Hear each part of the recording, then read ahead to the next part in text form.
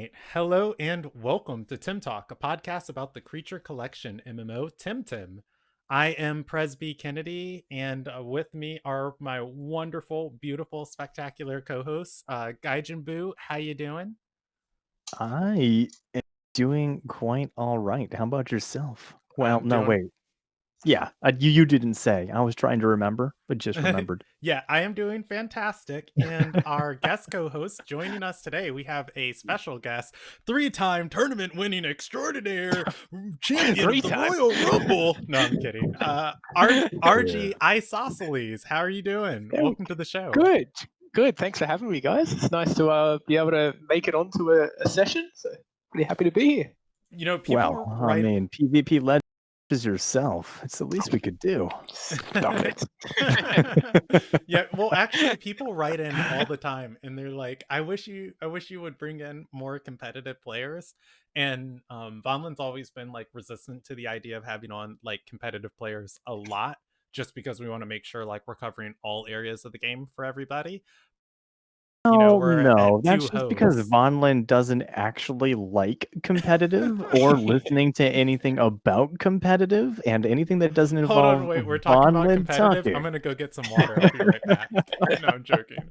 But no, now that we have like two hosts, we're gonna be bringing on guests all the time, and we're gonna try and bring on guests from as many areas of the game as possible. So definitely at the start of the show, I'm just gonna shout out to all of the audience and the people listening. Appreciate you listening. If you like any of the guests we bring on, definitely write the show, and I will try my best eronies to bring them on as much as possible. Uh, And if you don't like me, please send hate mail to not me.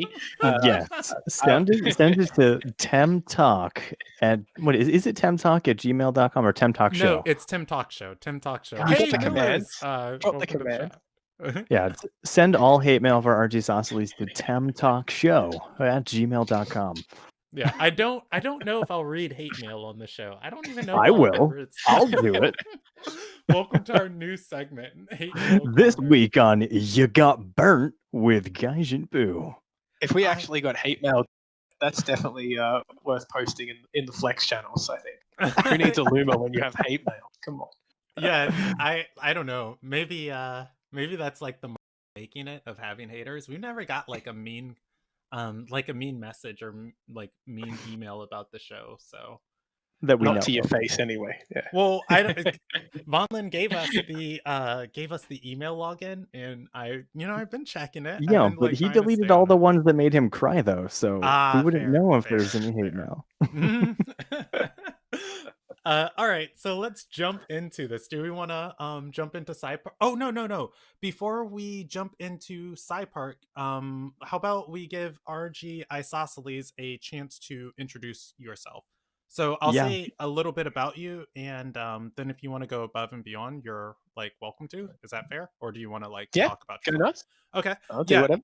So what I know about Rgisosceles, I've always seen him hanging around in all of the aspects of like competitive Temtem, and I've seen him fighting on other people's streams. And definitely we talked about him. I think last week or the week before, 2 weeks ago. Yeah, won the Plus OP weekly tournament.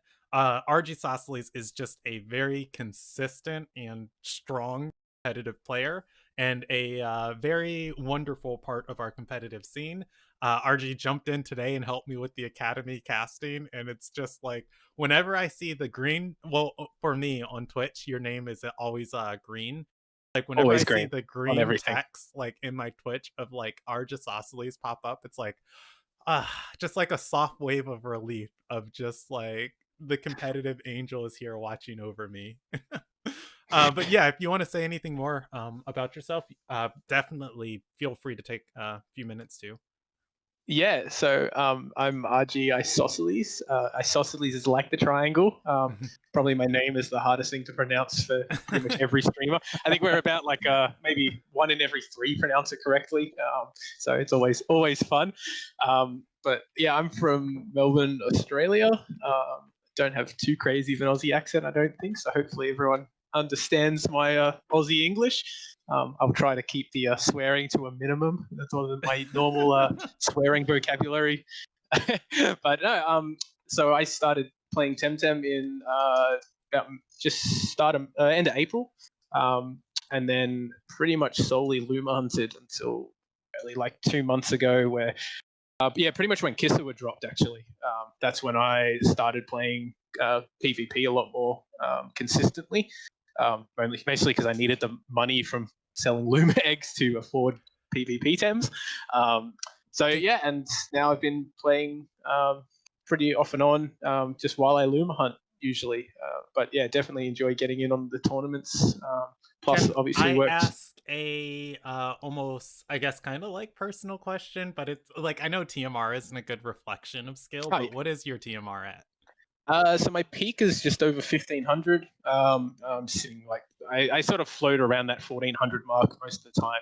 It's sort of hard to climb at the moment because there's no one playing who's sort of above 1600 really right now. So there's no one to steal TMR off, I guess. Wait, what are you talking about? Yaw's like 19,000 or something ridiculous, right? Yours No, ducking me. 7,000. That's all it is. He's scared. He's 100% scared.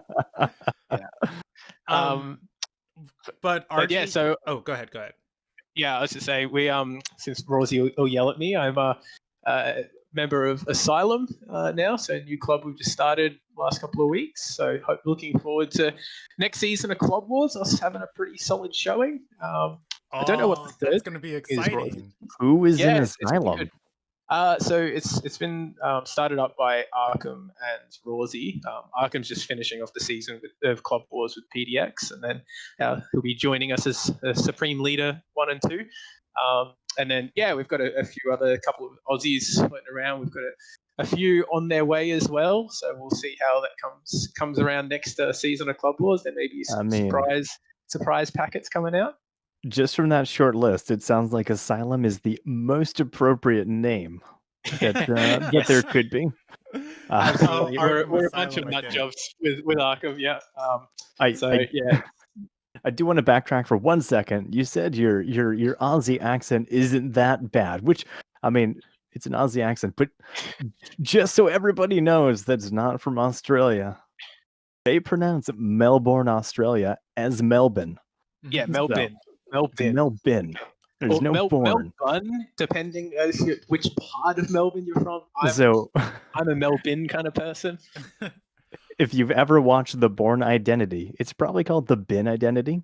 Yeah, 100%. RG, you did say though you're at like the 1400 TMR range. That's a beware range. I was queuing the other day, and I just got to, I think, 1236 or 1240. I don't remember, but I queued into Leon. And I was like, I know Leon's a much better player than me. Why the flip am I queuing into him? And Leon was like at 1370 or something.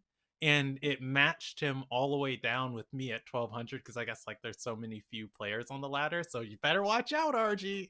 You better watch out. Bring it on. I won't play my meme team against you.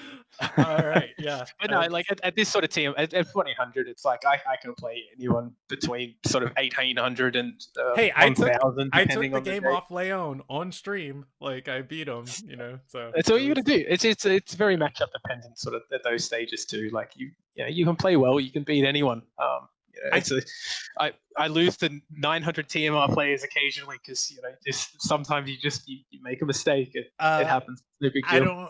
I don't want to talk about Plus OP's King of the Hill where I lost to 16 or 600 TMR player on stream. Like, hey, I lost Plus first round in that, so I can't really talk too much there. Yeah.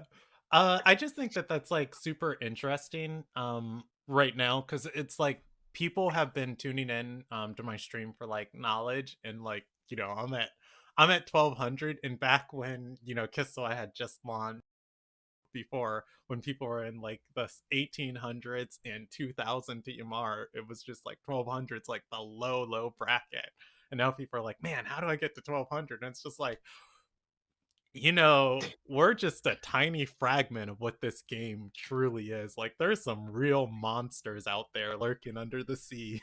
So I can't wait till honestly, that's the thing. Like, you can take Rosie as a prime example. I mean, he doesn't play a lot of Frank's ladder, but his TMR is sitting at like 1000. But he can still predict and read all the plays from the guys who are 1800 plus. Like, it's there's a difference, that game sense, and then actually sort of implementing that as well. I mean, with Temtem, because it is obviously it's just more based on that. They're not having RNG and stuff. It's a bit more comes down to that game sense. But you look at other games, any sort of competitive game, you generally have the split between the game knowledge and the mechanical skill.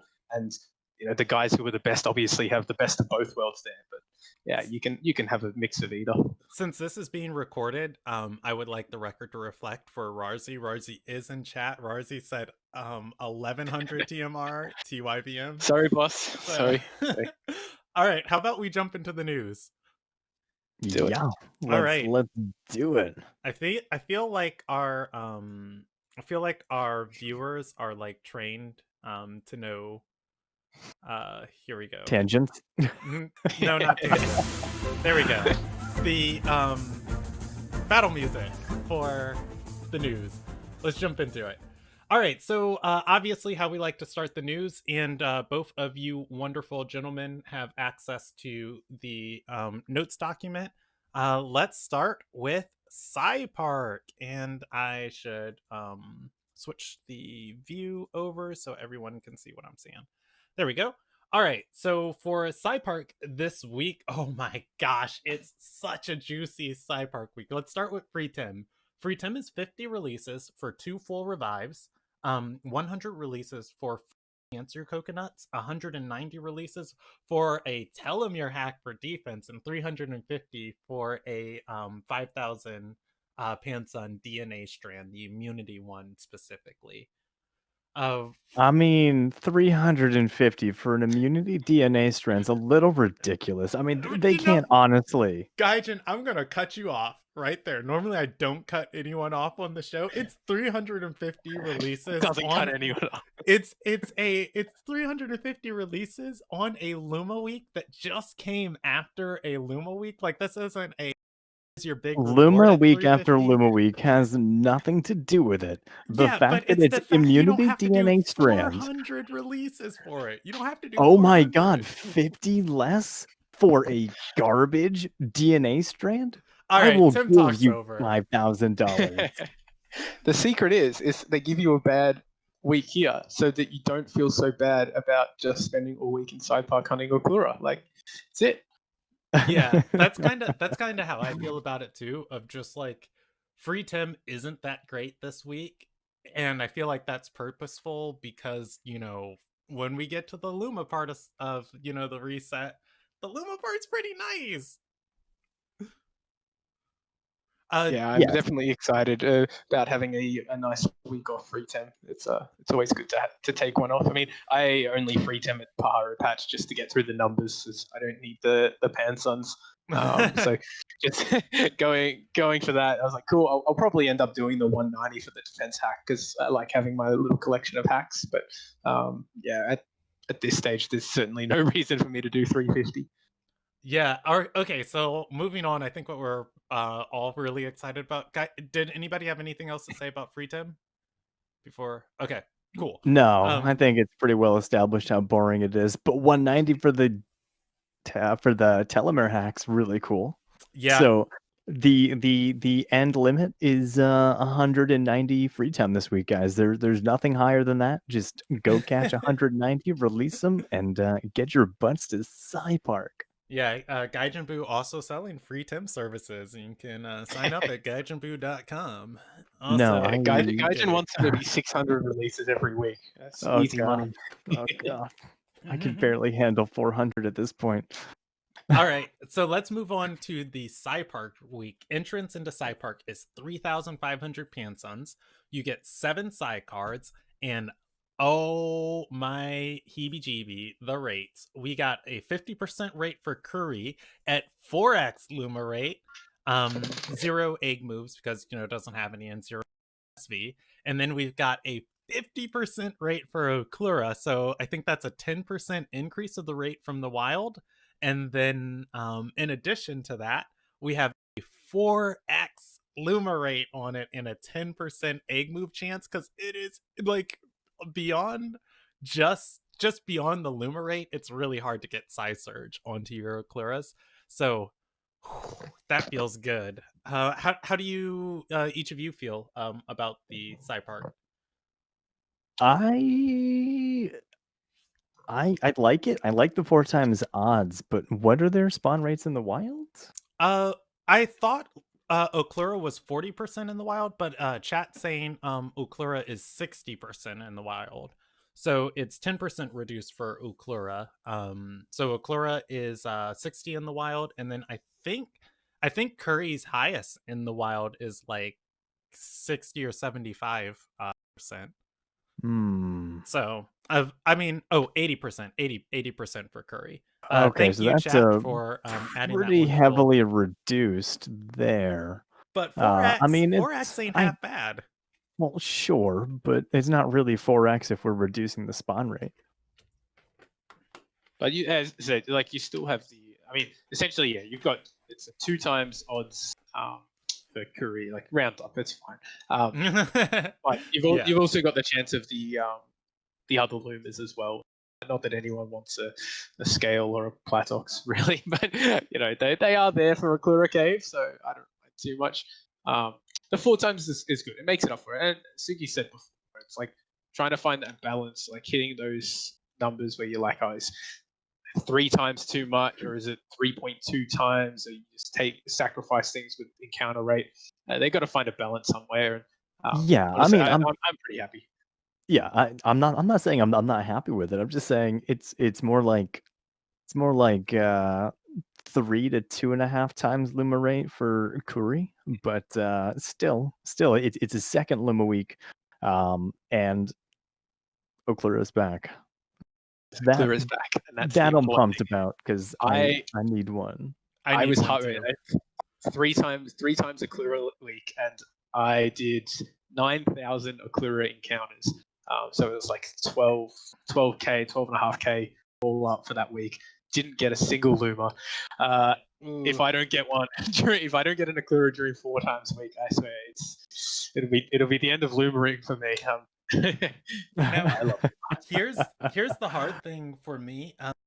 This is a special event. This is the Halloween spooky event, as these are the spookiest Tims in Park. You know, Akura being a messenger from down below or high above, and Curry, you know, the skull dog wearing a skull on its head. In the last holiday event we had was for Easter, in which we had 4x for Mudrid and 3x for Bun Bun, and I spent so much time Luma hunting, and you know I didn't use my tracker back then, but I was going ham all week long for that, and I did not get it, and it made me Ham. yeah, I was going ham, Gaijin. What? Like 2.5 hours all week? No, that week I do believe my partner complained about me not paying attention to her because like I was just busy 3 running hours from and bunnies. 15 minutes. Yeah, Yeah. yeah, yeah. No, it was 3 hours and 25. Thank you very much. I'm kidding. But yeah, and I didn't get it. So this time this is my my next time tackling a 4x Luma week. So hopefully I do. I'm really I'm excited for it. Clara, you know, is a really good Tim. Uh did either and the other thing I wanted to say, well, I'll open the floor. Is there anything else either one of you want to say about this? And I'll say one final thing about Curry, and then we can move on. No, I'm definitely going for a Klura first because I do like my Kluras. And then yeah, we'll see how we go with Curry, but not too fussed in hunting Curry. The purple's nice though. Yeah. So for me, I actually saw one of my players today in the academy. One of the students was using a curry in a pretty interesting way, almost like a offensive support. And I've just seen people use Momo as an offensive support, and then Curry as an offensive support.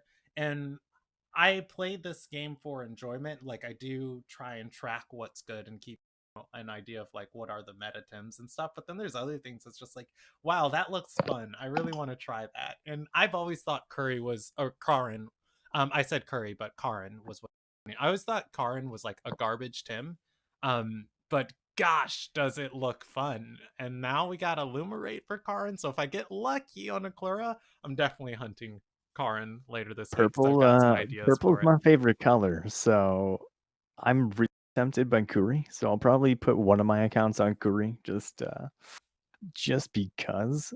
But yeah, I like purple. All right, let's jump on and move forward. Talakai in chat, did I inspire Kennedy to the cult of Karin? Yes, you did. But I'm not going to play it seriously. I'll probably take it with the same seriousness of which I take Zazair.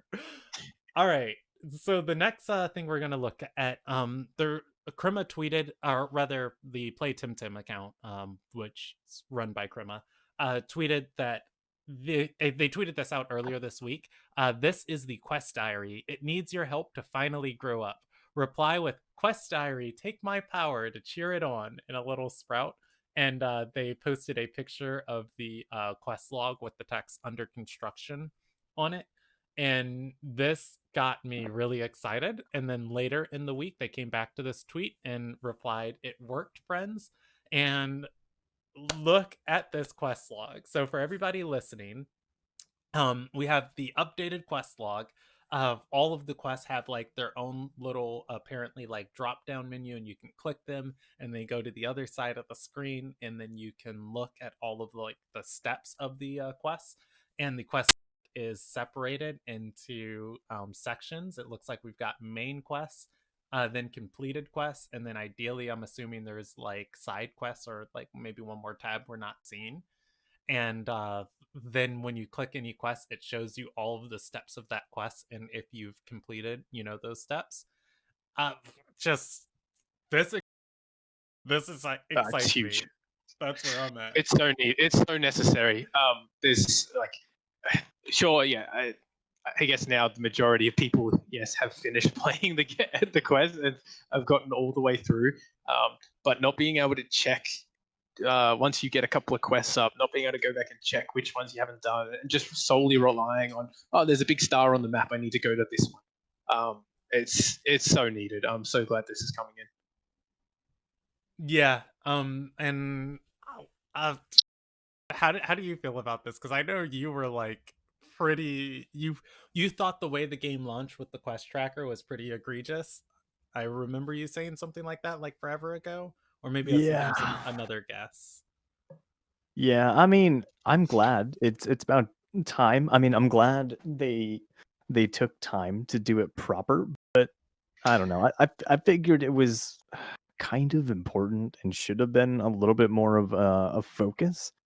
But yeah, I'm really excited. It looks fantastic. I can't wait for it to finally be in the game so I can make sure that, You didn't forget something. yeah, because I'm pretty sure I have. Yeah, that I guess that would be my other question. At both of you, do you think there are quests that you have missed, lost, or not, or not done that the quest tracker might reveal? I think I'm okay because I did go through pre-Kissel and double check that I had all the gears, I had all the item pickups that I could have gotten, and I'm pretty sure I checked through on quests as well, and there wasn't anything that I flagged on. Oh, I haven't done that, but who knows? Yeah, might have completely missed one. So here we go. Yeah, the lady over in Amnesia, on the path to the giant banyan tree when you're coming back, and there's that house and she's walking and she like requests all those dyes and different things. I think maybe she asked me to do something that might have gotten lost, so I think that might be one I'm missing. But other than These that, poor NPCs must think we're so unhelpful. It's like it's been months and we haven't finished the quest that they asked us to do. It's only pick up their child or something from daycare. Like, ugh, must hate us. yeah. For me on my alt though, I think that's where I won't even look at my quest log, because when I was playing through on my alt, I was like, oh, I remember this quest and I remember this and I remember this, and I don't quite remember these, but I'll do them later. And then I got further in the storyline, I was like, what quest do I need to do? Oh no, which ones did I do? I'm not gonna run back and look at all of this. I'll just catch it later. So my alt has like 3 items, like 3 gear items, and I know I'm missing a bunch of things. I'm just like, ah. I mean, missing stuff is my forte. I put a forum post saying like, grease has disappeared from my inventory. I cannot find it. I've been trying to play PvP and I don't have grease, and it's frustrating. And I got a reply with, actually haven't picked up grease yet. Oh, oops. I'm an idiot. Back we go. Yeah, so I cannot say how like pleasant this quest tracker is going to be, and even beyond that. And let me close this because we don't need that anymore. Beyond that, like Temtem is advertised as an MMO. I one of the prominent features. Like I just remember when I started playing World of Warcraft, or well, even before World of Warcraft, when I started playing RuneScape was like one of my first experiences with an MMO of just how pretty the quest log was and how I don't want to say fun, but how interesting it was to sit there and just like read the quest of just like, oh, look at all these things I can either go do or that I've done. And it just gave my brain like a sense of like a dopamine hit. And like I don't know, I was young anyways, but it was just like, this feels good. I have a list of things that says that I did. And I think that's like kind of spawned a into the further gaming history has gone. So got a quest log now. Krima, maybe an achievement panel in the future. Eyebrow wiggle, eyebrow I'm kidding. Reach 7,000 TMR. Oh, Only if and you do. then we get it. All right. Let's move on to the next bit of not next bit of news. This was a tweet that came out from Temtem. Temtem has been on it, the official Twitter account, with like the Twitter memes that have been going on. Like there's a Twitter culture, I guess, of a specific like there's some specific meme formats that just people have been posting to work like with the Twitter algorithm. And Temtem has been, using some of them. So for anybody watching, this is it's 4 pictures tweeted out, but when you tweet them, the way Twitter arranges them, it almost looks like one image. So it's 4 panels of the Pope holding up something, and then the first panel you replace with whatever you want the Pope to be holding up. And so it's the Pope, and they're holding up the icon of the crystal skates. And it made me chuckle. It also makes me wonder. We're getting Crystal Skates furniture. That's it. It's all that's going to There it potentially is. Oh happen. my There it god, is. could you There it imagine is. just a housing item with crystal skates on the wall? Just replica crystal skates. But the patch notes will say Crystal Skate, and then in brackets furniture, and it's just, okay. There I'm was just gonna say that first comment there though, pretty pog. Oh yeah, praise be to Tataru, the god of crystal skates, Gaijin Fu. There was a troll set of tweets by y'all we'd never covered on the show because we didn't want to like waste people's time. But and I guess like I'll say it now and again, please don't do this. But y'all said at the end of the housing row, which is like 999,000, um and then all the way at Z, and I forget like what the final thing is, but if you run all the way to the end of what the algorithm can spawn, there are items there, and people did the math, and it's like 26 hours of straight running. No. It was 138 hours. Oh, I'm sorry, Lucas 138 hours of running. Yeah, all week. It yeah, was 100. ridiculous. Yeah, it It was a crazy amount of running. And now I don't know, I'm just like thinking of this of like, what if it was the crystal skates that are right there? No, so this was actually my favorite little bit of Twitch stream content that I have ever had. Being up, it was like 3 a.m. Melbourne time. I was up anyway, so I'm watching this, and Luke was just about to finish and get to the end. So he's running along, and we're all getting super hyped. And there was probably 70 people in chat just spamming, "We're here for this. We're here for this." Um, and your screenshot had 3 item boxes sitting there at the end. So we were like, "Okay, what's going to be in the item boxes?" And then if you haven't go back and watch Luke's stream with this because it's hilarious. But yeah, he gets there and there's a couple of the devs waiting for him. And like, there's no item boxes, so damn, we've been baited. But the devs were waiting for him, And then they initiated a trade with him, and we're like, "Oh my god, here you go! He's gonna get some amazing reward." And they gave him a Hidodi, which completely trash, but they nicknamed it Smoke Bomb. So he could and then there's a great clip that Tiki Book got, but they were running back and forth, just being like, "Cool, so this is it, all right." And they were chatting, and then the devs decided, okay, it's time to leave, and they just ran off the edge of the cliff, disappeared, and that was his stream. So he had run all that way for no reason, unfortunately. No, not no reason. He got a Hidodi named Smoke Bomb. Content. Yeah, content. Yeah, There you go. a dev OT Hidodi. It's priceless. Yeah, devotees, like the heebie and the jeebie of how much someone might pay for those. But if you get one, you don't sell it. All right, let's jump on to our next piece of news. Temtem also tweeted out another Twitter meme format of how people have been tweeting two pictures, how it started and then how it's going, with the how it started picture on the left and the how it's going on the right. And this was, most people do these as kind of like glow up pictures of just, looking awkward in high school, and then like really, really stylish, like college, like, or after college, I don't know what you're talking people. about. My scene days back in high school, easily just as sexy, if not more so than today. If anything, it's worse now. How it started, pretty good. How it's going, manic breakdown. I'm kidding. But for Krima at least, their glow up pictures are kind of nice. So I didn't follow the game while it was in, Kickstarter development. I learned about it from a MMO channel I watched just like a week before launch.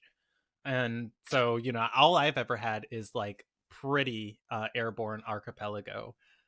So on the screen we have a picture of how it started, and the artwork of the archipelago, like there's a little FOMU dotting around, and there's one of the paths, and the Solaro River, I believe, is cutting through this town, and the Solaro River is like super duper tiny. It's not grand, big, majestic river like we have in game currently. And then there's these little like party hat cubey trees, and then I don't know, whatever the EMB is that's like doing the lighting has everything in like this muted green tone, and it's, yeah, it's rough, but I mean that's how it started. And then how it's going, they screenshotted the shores of the River, just below the town of Brica del Mar, I believe. And they've got a little FOMU, and everything's pretty, and the lighting's good, and it's a nice glow up. I like it. I mean, the original design, honestly, I think it was like not bad. I like a lot of what I'm seeing in that image, to be honest, but I do really like all of the designs, like here, and everything they've pushed out instead. Because just game Yeah, is I just love the color so palette. There's so so much more gorgeous. contrast. Oh yeah, it was very flat originally, very flat. Not a lot of dimension really. Like there was and there wasn't. Like that tree just did not had a lot. but but other parts of the image had more. Like the housing in the background and stuff looked Yeah, pretty yeah, nice the and house whatnot. was really interesting. But yeah, it's so good. Did you want to say anything on this, RG, before I move on to the next I tweet? like all these before, and it'll lead into the next one as well. But I really like seeing some of, I guess, the behind the curtain stuff. That content's really enjoyable to read, and it's nice to see some of those stories come out through the game. Yeah. And I guess for me, one of the things I didn't appreciate was the color palette. Now that like I mention it, um, when I started playing the game, I've said this on the show before. I thought just like the cuteness and the pastel and stuff of everything was going to just not make me not like or not fall in love with the game. But the aesthetics probably one of my favorite things, and I don't know, I love what they've done with the colors since then. Game just I'm not feels gonna very lie, pleasant to sit around. I really like that first image. Like, I genuinely like this. I mean, the river's a little rough, Yeah, obviously. river in the Just trees hard makes me. hard angles, no like I don't know. It looks very just man-made there, which maybe it is, but like I don't know, it looks really nice. I like this image, honestly. So how it started? Pretty good. How's it going? Still pretty good. Yup. So all right, let's jump to the next piece of news. So Tortonite won the vote for who is the favorite amongst the final evolution of the starters. With that, which I am so surprised about, honestly. yeah, I think Yeah, this blindsided everyone. But yeah, the tweet says Tortonite seems to be the fave final stage, and I thought, how should I celebrate this victory for the turtle department? So I sat down with its designer and asked about the process, including the questions you guys had. Let's take a let's first take a look at Tortonite's concept art. And I'll put that on screen. And I've been kind of talking a lot, reading through these tweets. Do one of you want to read through like the three questions they have under here where they asked the designer and they replied, or do you guys want me to read it? Or I can read it. Okay, yeah, so I'll Okay. put the art up on the screen, and then you just go ahead and like read through those three following tweets. Okay, so you already read the first one there, so we go to the next ones. Reaching toward tonight's design was kind of straightforward because it's a third stage Evo and we already know where we're going by then, says Alex, its designer. Why is it standing to the front of some? It's so it can look at the player from above. We wanted it to be towering. Designing Thames is often guided by the feel of it, and that's hard to put into words. Arms and legs grow longer, and the shell got thicker. We were aiming for a design that felt imposing and cool.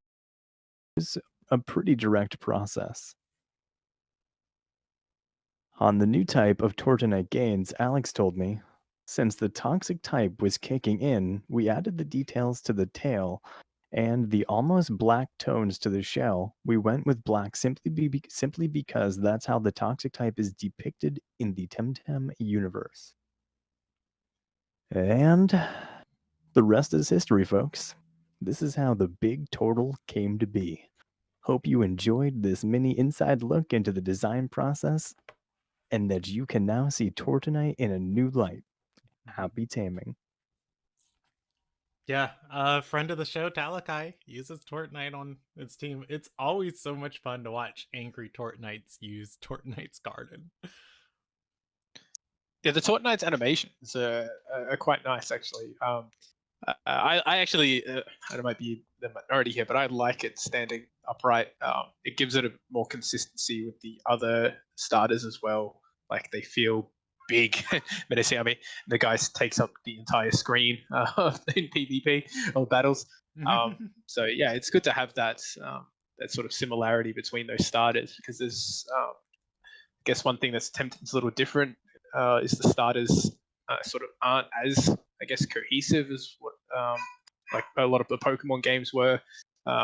But no, Tortonite. I was just really surprised that Tortonite was everyone's favorite. I mean, I picked Crystal as my starter before I knew anything about the game, but I really thought that Size Munch would get the win on that one, but guess not. People like the turtle. Yeah. I remember the first time I saw Tortonite too. I was just like, the thing looks like Godzilla. I love it. I love it. I wonder how I'd feel about Size Munch if it had a sword. Oh, I mean, it would have easily been just boom, favorite Yeah, immediately if it had like a a sword. rock Like, sword or Give it something. just a let's headband and you're good to go. Like, let's be Oh, real. Like, I mean, I know you've watched like a little bit of Dragon Ball, but as soon as everybody saw Future Trunks, boom, everybody's favorite character was Future Trunks. fair. That's fair. Comes in with the sword, obliterates Frieza, boom, favorite character. All right, let's move on to I think that's our last bit. Oh no, that's not our last bit of news. All right, so Kind of got the big one to come. yeah, the main topic of today's show, we didn't say this at the start. There's going to be a new patch after this episode of Temtalk, and that is going to be our main subject. So we'll come back to this tweet a little bit later. So with that, let's go to the weekly mix, and here we go. I love the sound effect for that one. All right. So for the weekly mix, I pulled out a couple of posts, and I didn't have time to go through and look for posts from Q Angel. So we're not gonna have anything in the weekly mix from Q Angel if they said anything important. Some stuff that I want to mention real quick that I saw in chat. So for everybody listening to this podcast, as a recording in the future, chat did say that it was confirmed by the devs that this coming patch there's going to be the way to nickname your Tims coming up. I didn't see that in Discord, and I didn't see it personally, so I can't confirm or deny that, but a lot of people were talking about it. Yeah, And I did see that. That was in there. Okay, so that was in there. They said it's going to be in the form of some sort of like building, sort of like government's building or something like along those lines. I feel that's the general vibe that they're going for with it. Okay. And somebody told me to mute Discord. I did turn Streamer off. mode, baby. Yeah, I have to disable streamer mode. Streamer mode is bugged for Discord. For me at least, when I'm in streamer mode, I can't search in other Discords for posts from specific people. So in order to get like the weekly mix, I had to disable it for a minute, and I never turned it back on.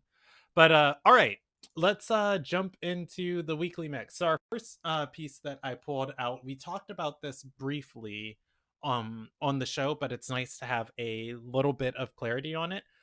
Spooky, the new community manager, said a player messaged her and said, just to confirm, the roadmap is delayed by 1 season, right? As you know, referring to the delays that Suki was talking about last week. And Suki replied to them at Showmov and said, not necessarily. We'll have an official statement not long from now. And the reason why I picked this out, I think it's really, I think it's like nice to have clarity around it, because like we are all kind of down in the dumps a little bit of like, yeah, it's kind of expected. We're behind on the roadmap, right, Nikki? And I was kind of expecting that we were just going to be a season behind, but it would be really interesting if we still get like some of the new islands when they're expected, but maybe some of the features come in at like later points, like down the line. So it's nice to know that, maybe we're still going to have targets, or rather we're still going to have content along the roadmap, but it just might not be the content where we're expecting. Do either of you have like anything you want to say on this? Yeah, I have no issue with it. I mean, a roadmap, it's a guideline. Like, it's not a hard and fast, this is what's happening with. I don't care. Get the game finished. It doesn't bother me when. If people want to take time off because they're not happy there's not enough updates in between, take time off. Go enjoy other things. Like Temtem doesn't have to be the only game you play. It doesn't have to be your life. It does, RG. It does. This is Temtalk. Like this is coming from someone. I have not played another game since I started playing Temtem. Not even temporarily either. So I totally am on board with the just keep playing. But yeah, like if it's not up to scratch for you, that's fine. It's fine. COVID's obviously hitting pretty hard over there again, so things are definitely going to get delayed. I wouldn't be surprised if we do fall behind a bit. There's other games. I mean, I've said it before. I've said it again. It'll be ready when it's ready. I mean, this is why I never want people to release roadmaps, because people get upset. They'll get upset if you don't release a roadmap. Then they get more upset when you release a roadmap and you can't stick to it because you promised us But by the way, guys, don't forget, winter does not technically start until December 21st. That's true. So That's fall true. has a long ways to go. So they said Sipangu would be in fall. They have until December 21st to even do that before technically it's delayed. Yeah, Sure, that's fair. y'all might want it might want it sooner, but let's be real. There's no definitive date. It said fall. Fall doesn't end until December 21st. So autumn, because that's the correct word for it. Autumn starts in March. Just so you They guys are. they Oh, they actually stated RG fall on their No, our RG's world is accidentally upside down. I think we've got to I don't know, we got to get a crank or something It'll be and turn them right side summer up. start the 21st for us. I was saying to these guys before for chat. I was planning on doing this guest appearance with my hand upside down, just so it felt like I was actually in Australia. Yeah, it's like anybody who sees my room, I've got like this nice dark mood video lighting going feeds on 'cause upside the down, sun's toilet down. spin backwards. And RG, you've got like nice sunlight coming through your room. I'm jelly.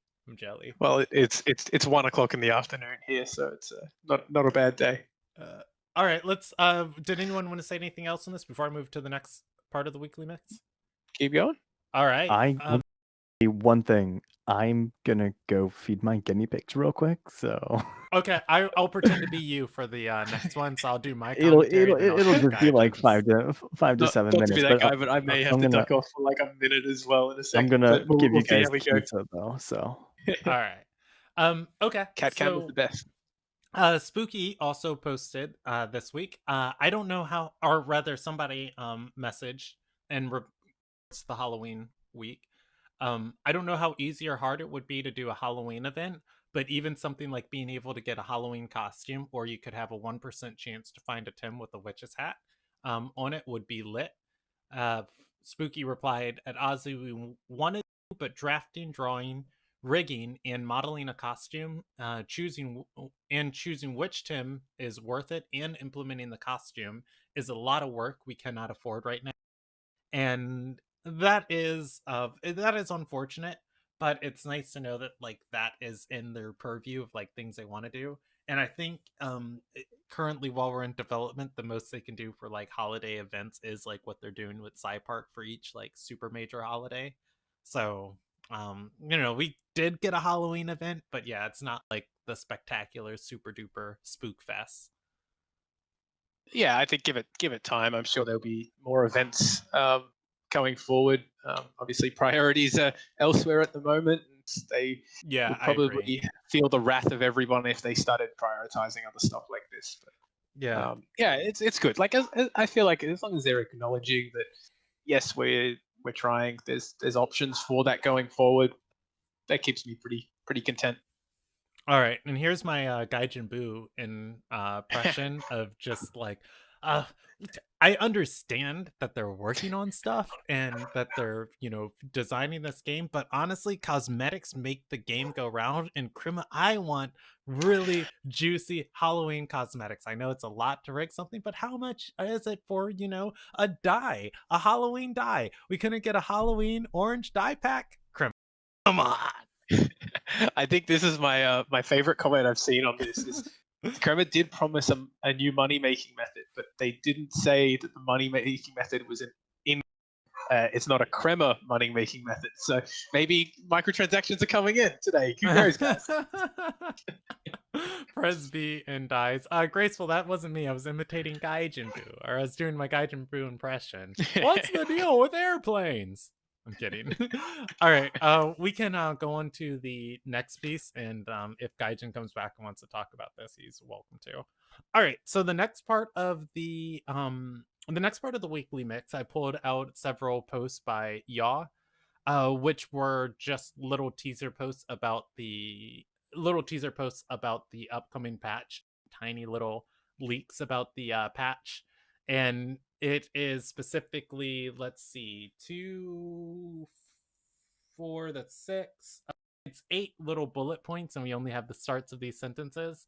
So the first two bullet points is marvel at the new, and then under it is this new item blank, and then the next one is added the brand new in blank. Each island now blank. Players will be blank.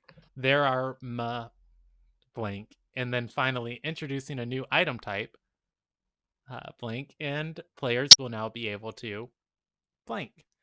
Rgisosceles, do you want to talk about this? Or Rgisosceles, do you want to talk about this now, or do you want to talk about this when we talk about the patch later? Maybe you can wait to the patch. Most of the things that has been dropping, and these have been just around the notes. I have thoroughly enjoyed on the Discord people adding in sentences. I think my favorite one was each island now has a wedding ceremony. Players will now be able to get married, and there are married Temtem that you can find in the wild. There's been some very amusing ones on that side. But yeah, like it's hard to see. I think Suki put in there about they've clearly run out of ways to say added or added or added. It's marvel at the new whatever. Yeah, it's gonna be interesting. Look, I never try and interpret what yours is trying to leak, because he's a notorious troll. So who knows what's going to happen? But from the one he posted early on with the patch notes, it was all blurred, and they were long. So there is going to be some significant additions in this, that's for sure.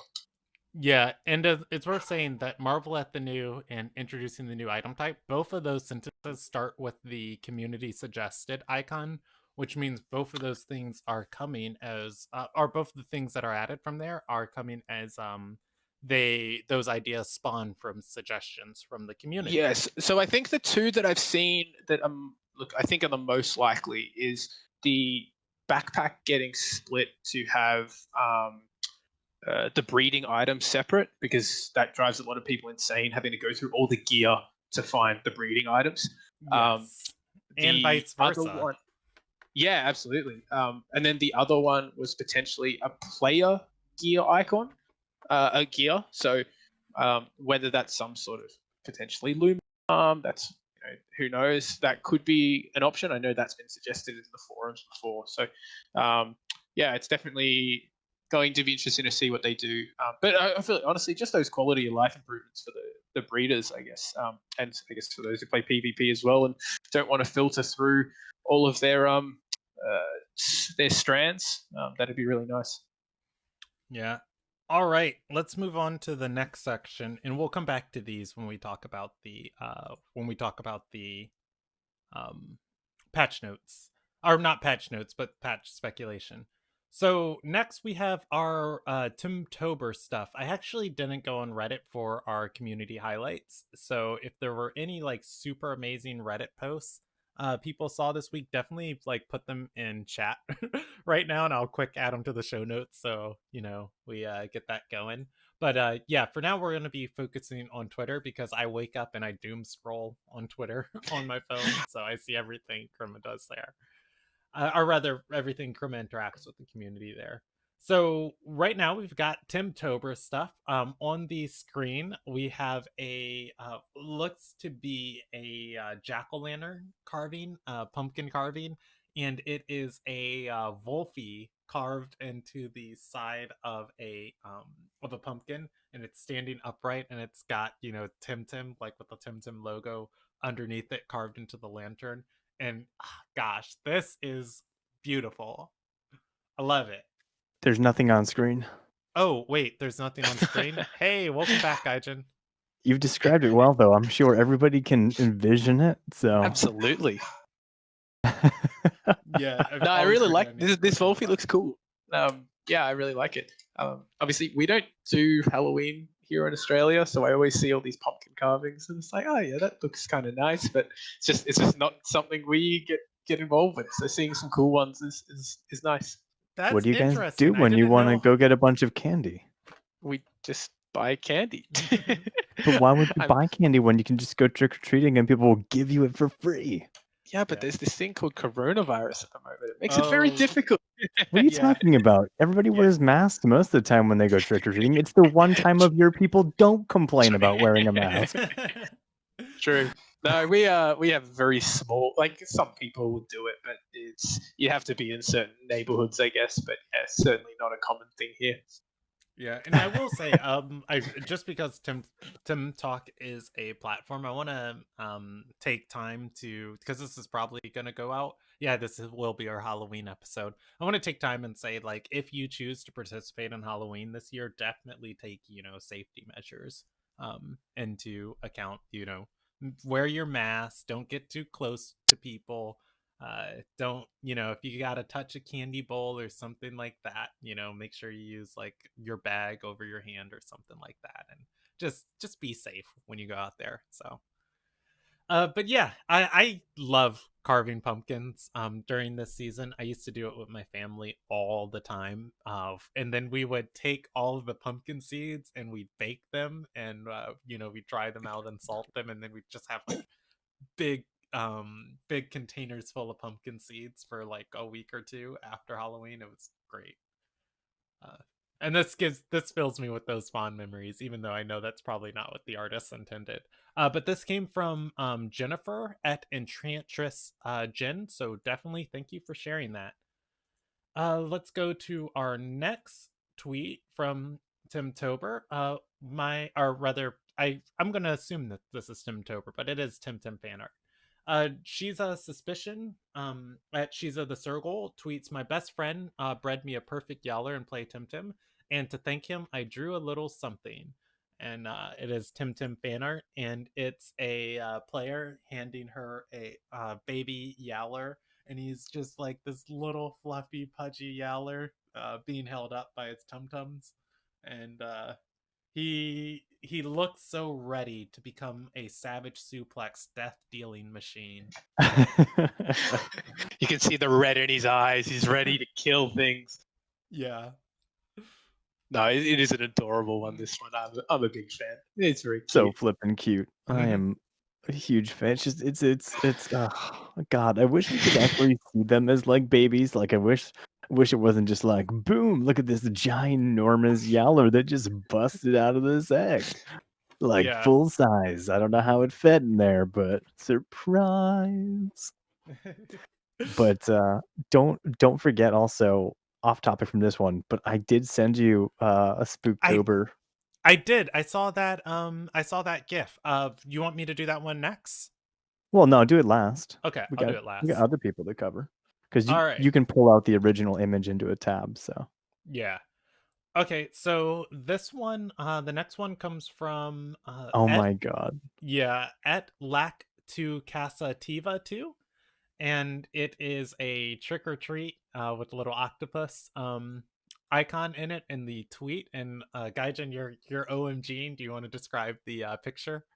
It is flippin' adorable. It is a hoochick dressed up as a witch with a little wand and the witch hat and the cape, which I'm assuming is like they wear like the big dresses or whatever, or actually it might be a magician. Either way, I think it's a witch, but it's adorable and it's freaking cute. Yeah, it's got its little eyes closed and it's holding up its wand, so proud. But I yeah. made this. I got really excited. I was like, wait, Rgisosceles, you made this? I was like, wait a second. No. God, I have no artistic talent whatsoever. Lactuca, thank you so much for sharing. And let's go on to the last of the tweets, and then I'll pull up the picture that Gaijin sent me. This one comes from Luna Terrifying. Lamoon. Yeah, and it actually is really terrifying. I would just straight die if this happened. RG, do you want to describe this one? So we've got 3 Gazumas floating around. Oh, so you got a Gazuma and 2 Genkies with bright red eyes chasing after the saddest looking Tataru Mind I've you, ever they are seen. ghosts. They are They are. They ghost are. Genkies and Gazumas. I'm going to be back in 2 seconds, guys. Plumber's just got here, so give me a Okay. couple of minutes and All So good. it's just Just a poor little Tataru being chased by ghostly Genkis and Gazumas. It's It, it's it's spooky but adorable at the same time. it looks like the Kazumas came out of like tombstones Yeah. too. It says Kazuma Phantasma, and I'm wondering if that's Phantasmophobia. I don't know the name of the No, game like I reference. think Okay, Phantasm, but you know, fair. if you look at the language underneath, I'm assuming it might be like Oh their yeah, native different language is not language. English, so I think Fair. Phantasma is different language for phantasm, but Yeah, same thing, or it's phantom. I depend on Twitter a lot to take and just Translate. yeah, it recognizes when things are in a different language. Like, would you like me to translate this? I'm like, yes, Twitter, please, and thank you. I didn't have the button there, so that's fair. All right, let me pull up the last one. This one came from Dead Gaijin. Fox. Okay, Dead Fox. I was about to say, I was like, Gaijin, this looks good, and like, I don't put good stuff beyond you. It's just I was gonna say I didn't know you were capable of this, but yeah. All right, so this comes from Dead Fox, and it is a Tataru and a ghost sheet, a Luma Tataru, and it looks happy and it's like waving its hands. Yeah, what do you mean? It's not Tataru. It's Tataru. Oh, Tatterboo! uh, Man, it'd be great to have this in game. But yeah, we discussed very briefly about having costumes and Tim's like with little tiny cosmetic additions in the game. Unfortunately, not anything that is on the immediate horizon, but maybe in the future, Tim makes $1 bajillion. Uh, Here's hoping. yeah, here's to hoping. One Okay, day. let's jump into the next section. What we have been up to this week, and let's let RG kick this off. RG, what have you been up to in Temtem this week? I certainly haven't been catching Luma snakes, unfortunately. I put some time in this week for Orphil, and unfortunately struck out with what 8,500 snake encounters. It was a rough week again, unfortunately. I'm really having no luck with these 3 times weeks, to be honest. They've been pretty bad. But no, other than that, just my normal sort of place at PvP every now and then. I had a bit of this leading into the Plus OP monthly tournament, so that was good, and I'm sure you can Oh talk a bit yeah, about thank that a you bit for. later. Yeah, Um, I need to go grab the brackets for that. yeah, so that was a good day, I guess. Sorry, the dogs will be going nuts for the next sort of 20 minutes or so. And then else is yeah, I'm sort of trialing out a couple of new options for PvP teams, but with the patch coming today, I may hold off a little bit on testing out them fully and just see what changes. And maybe, hopefully, some nerfs to those Gala Momos. Let's see how we go. Oh, Yowler Momo. All right. So for me, Gaijin, do you want to take it next, or do you want me to go next? Go for it. Okay, yeah, for me, I was going super duper duper duper ham in the paint, playing Temtem like with every hour of my free time to raise the prize pool for the academy, and it did cause me to have like a little burnout on Temtem. So I fortunately at the start of this week I got into a agreement with Temporium GG, and they are going to sponsor what I am missing currently of the Pansuns for the prize pool for the academy, which just was like such a colossal relief off my shoulders because it's like I don't have to spend a bajillion hours free timming and selling things and breeding things. Um, and so with that, I just took some time for myself to just like take a break and get like my Temtem energy ready and back. And I played a lot of Minecraft and I only played a little bit of Temtem this week. But mostly what I've been doing in game, I've been getting ready for like the academy stuff and hosting academy streams and free timing just a tiny bit. So this next week I'm actually really excited to. I'm gonna take one more week off of doing like hyper competitive stuff. I'll probably like Luma hunt a lot, and depending on like what the patch brings tomorrow, maybe do some breeding. And after that, probably the week after that, I'm gonna jump back into doing my week or morning Temtem streams, and then jumping back into competitive and doing probably competitive nights and stuff. So just been a nice little relief, just free timming just a tiny bit for me in the side. And yeah, that's been about my whole week. I've did a lot of academy stuff, which I'll talk about when we get to the tournaments. Oh, we're gonna talk about tournaments and competitive. Ah. Yeah, we're gonna do it. If you need to go get water, go ahead and walk away. But yeah, um, how was your week, Gaijin? I mean, for me, I did a little bit of lima hunting, but mostly some free temming. Um, Free temming, which I forgot to turn in, Yeah, but I saw you back with that consistent Temtem stream this week. Like my phone was getting notifications, Gaijin streaming Temtem. I was like, look at him. yeah, I'm trying to go at least 3 times a week, ideally. You know, Temtem's my home. I love Temtem, and you know, I just there's Genshin stealing my life. So Luma hunting free temming was basically it. And then when I'm not doing that, I was playing Genshin. I feel it. I feel it. Genjin stole my heart for a week, and then I haven't logged on in a long time, so I probably should. All right. So let's move forward to the community events and tournaments. And I feel like normally we play music here, so I like the battle music. We're gonna keep going with the battle music. Can't do it every time. We can because it's the only good sound effect. I'm not playing Whiplumps. I mean, The obviously, Whiplumps have retired. but They're every time with the yeah, they're or sipping however it sounds. I don't get into battles very often. they're sipping pina coladas in Malibu right now. So Pina coladas getting caught in the rain.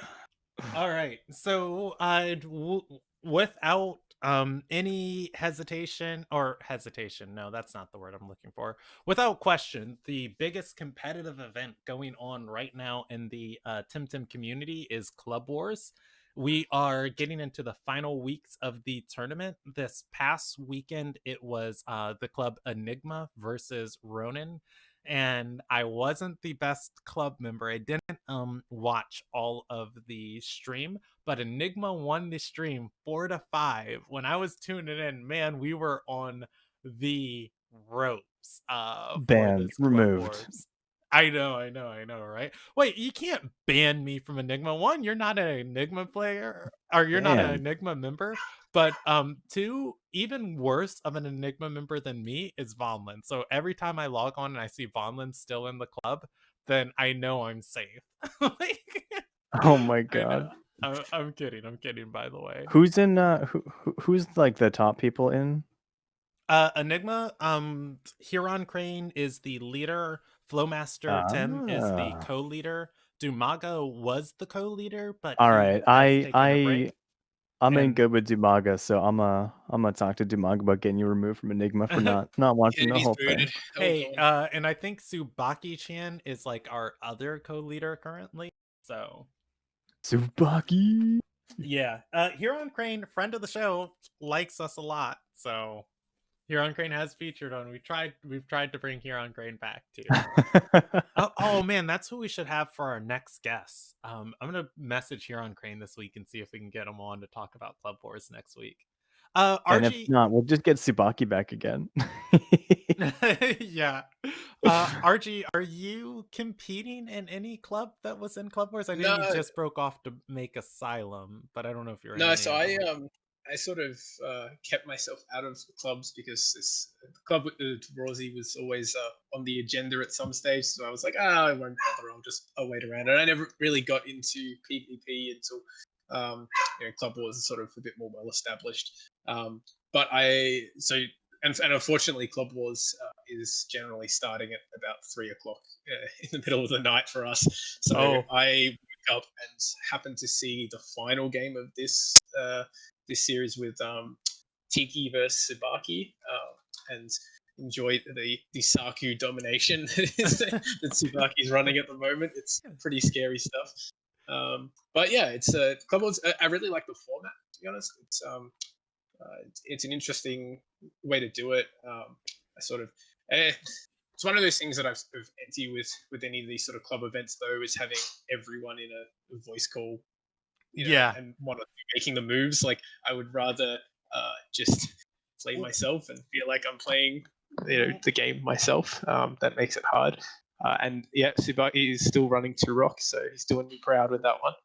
When I the one opportunity I got for Enigma, it was like a lot of fun, but one of the I think the statement I repeated so many times for like 17 out of like the 24 or 23 turns or words was just like, okay, that's all well and good, but let's make a final decision. It's like, guys, okay, come on, let's make a final decision right here. And honestly, this is something we've talked about in Asylum, because obviously we want to be involved with Club Wars going forward. I think next season we're going to be hitting pretty hard, but having a stance of, okay, this is still we're in as a team, and if you would like help or suggestions with a turn, absolutely, we'll chip in. We'll do everything we can to help out. But you're the one driving it. If you're playing, you're the one driving it. And if you're unsure about something, absolutely ask the question. But if you don't want anyone helping or throwing in their little tidbits and you want to focus, that's perfectly fine. Like, and play the game how you want to play it. And that's really important to me, to be honest. Yeah, I can agree. So I have a question for you before we talk about the rest of this Club Wars match. Last week, I believe Plus OP's club bought Turby, or also known as Turbino, as a player for their club for 3 million pan suns. I wasn't sure if this was a joke, was it? I don't know if it was a joke or not. Like, I've seen this posted multiple times and nobody said that it wasn't true.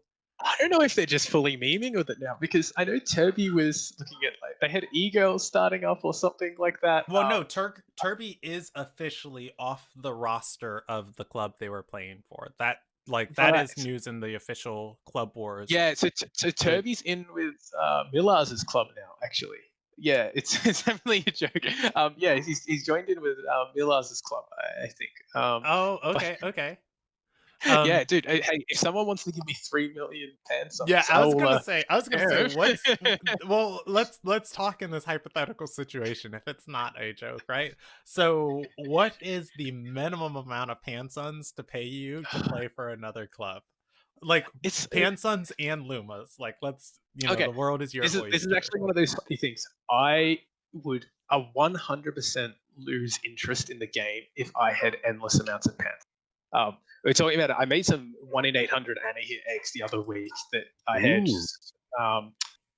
6 fert worth of them, and I got a 3, a 2, a 1, and a 0 fert, which hatched perfect. If one of those had popped Luma, everyone's like, oh, you could sell that for like 15 million. I was like, even if I wanted to get rid of it, selling it to me is useless, because then, cool, I have endless amounts of pants on. But what do you do with that pants on? Like, I feel like you end up just like you'd pretty much be left with, oh, cool, I play PvP, because there's no point me Luma hunting, because I could just go buy whatever Lumas I wanted. Like, I like having the diversity in the game. Yeah, buy Shuin eggs for magical. He needs them. For magic. Honestly, yeah, it's having that diversity in things I can do in the game. It keeps me engaged with it. Like, when I Luma hunt, I usually do 200, 300 encounters, and then I play a PvP game, and then I do 200 or 300 encounters, and I do a PvP game.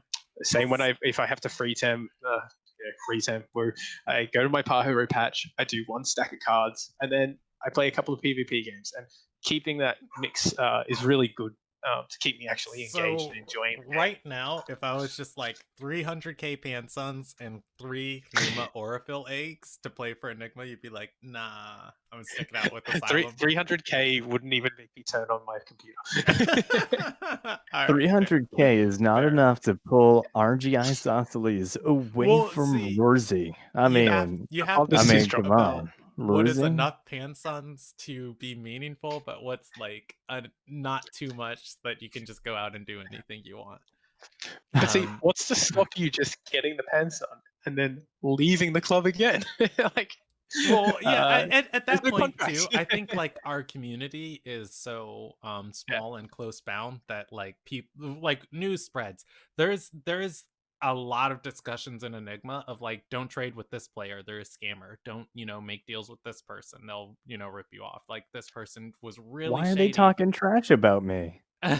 Exactly. It's a private channel. It's called the Gaijin Boo Sus channel where just every statement. No, I'm kidding. No, it's Um literally competitive, and look, it's going to be bigger. The more Temtem gets bigger, you're going to see teams trying to poach the best players and stuff. And it's a hard line with such a small community where you're trying to like, well, we want to invite you, but you don't want to pressure. You don't want to pressure people like we really want you to come join, because then it starts conflict, and it's just. I'd rather people just enjoy. It doesn't matter, right? It's well, a digital yeah, banner. and I really like that channel in Club Wars of like the transfer news of who's playing for who, because it gives our scene some sort of validity that there is competition where like I want as people, and I think one of the best displays of this is just like watch the chat in plus OP's tournaments when new players are competing in this tournament and doing well on stream.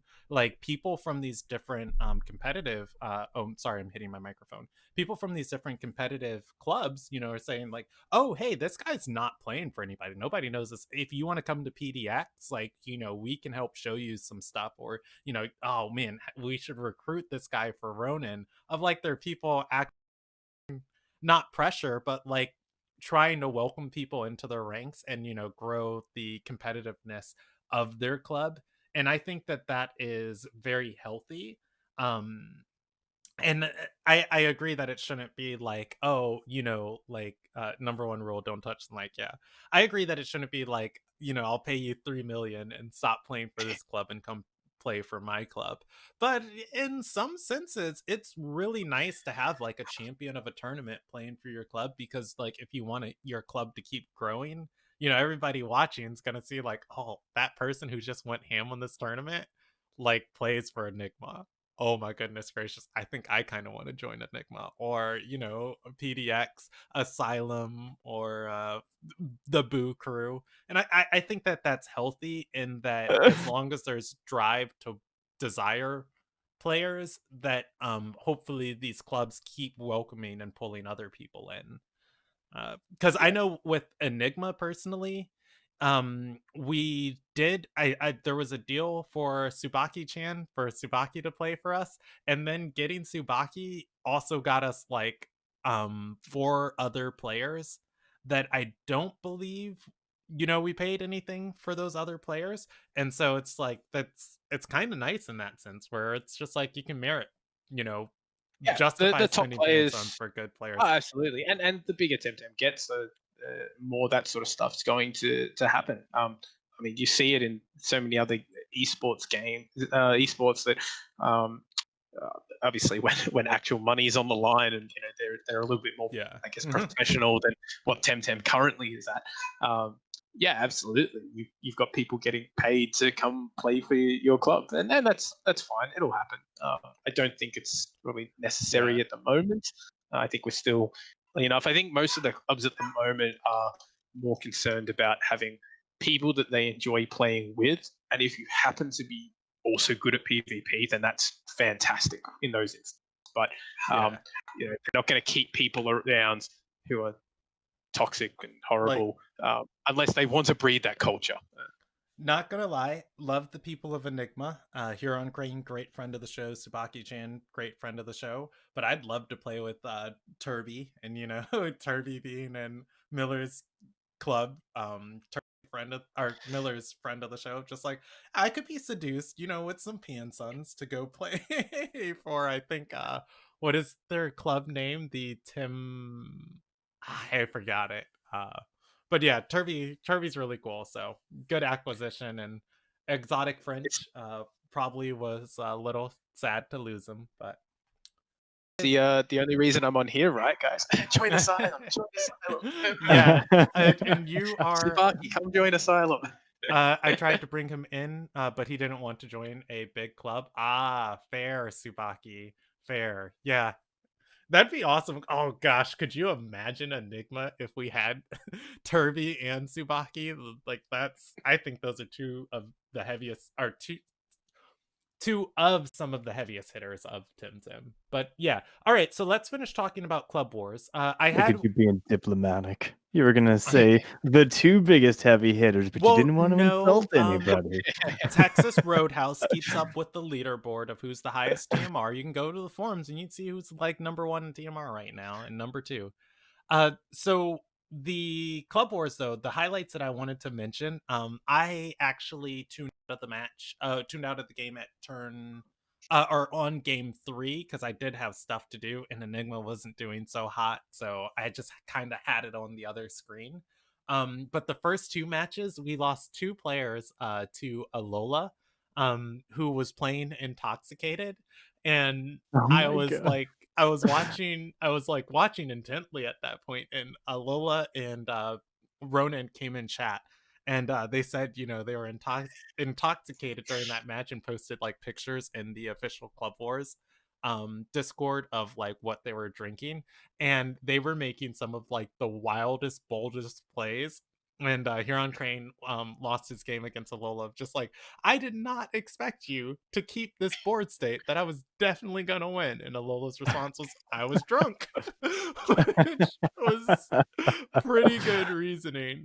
So it's very like I was getting a little bit sad, but it's very good that we were able to pull out from that. So the next match is going to be this coming Sunday, which is scheduled for November 1st. If you're listening to this podcast, and it is going to be Enigma versus Yup. And the match is already scheduled. So definitely check Twitch. I think it's 6 p.m. GMT. I don't know off the top of my head what that converts to in North A American time time. zones. It's Yeah. 5 a.m. Melbourne. Oof. Yeah. Where's Melbourne? None of these tournaments like Australians. It's so sad. All right, so let's get into the Australian friendly tournament, the Academy, and not tournament, PvP league. I am running a PvP league to help like teach the fundamentals of Temtem to people who want to, get into competitive Temtem. And it is going fantastic. We had our 5th day of matches today, and the current standings, let's see, I'll read these on stream since I read the others. The current standings, our number 1 student is 10 Mac with 15 points. Our number 2 student is Shadow Ghoul with 14 points, and following a very, very, very close third place is Muzz with 14 points. And the only difference in these players is like the amount of Tims they've knocked out that has shifted Shadow and Muzz. In our Professor League, Foxbat is leading with 10 points. Buff Duck is in second place with 6 points, and Vasi is tied for 6th place. Or rather, tied for 2nd place with 6 points. And the way the Academy works is we have, one time slot that's good for, North America, one time slot that's good for Europe, and one time slot that's good for Asia. We play on Mondays.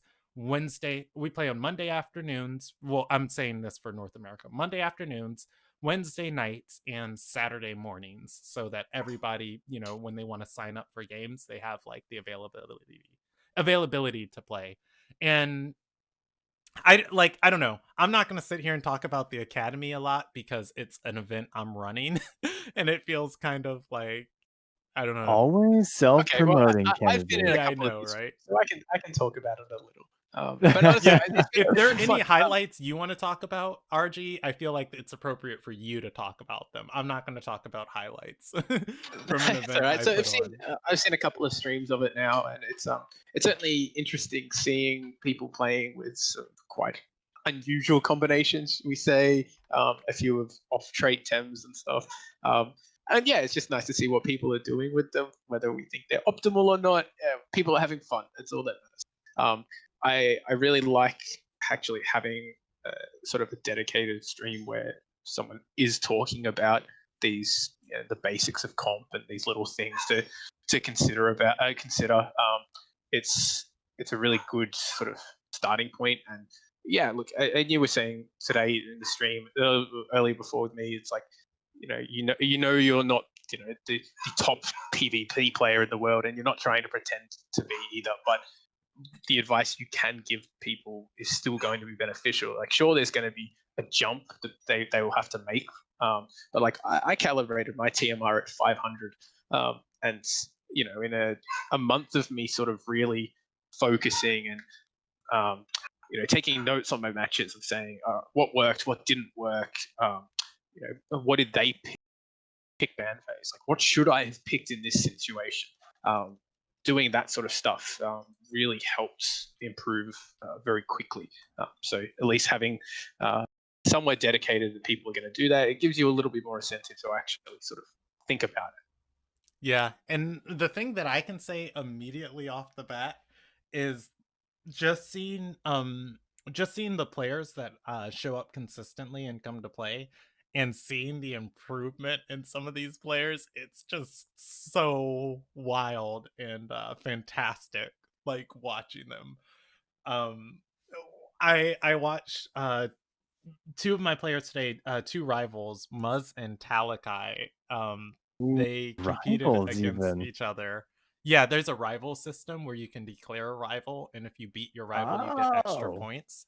And it kind of like incentivizes, both of you to do like as well as you can against each other and play often Okay, against that's each other. actually super cool.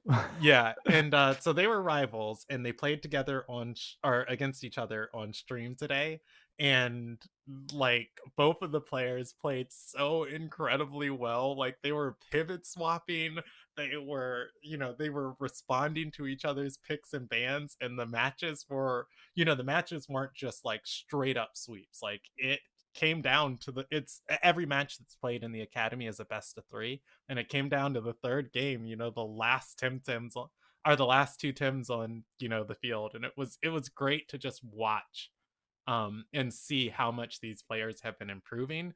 So it makes me feel really good about the academy as a place where people can come and learn and understand the game and then implement it. And so I can't wait to see like what their TMR goes to if they decide to play more rank after this is done. But what's even more fun than rank? Tournaments. Do we want to talk about the plus monthly? I don't have the brackets, unfortunately. I forgot to save them from the stream, and I'm not seeing it on Battlefy. All That's right, all right. folks, and that's the show.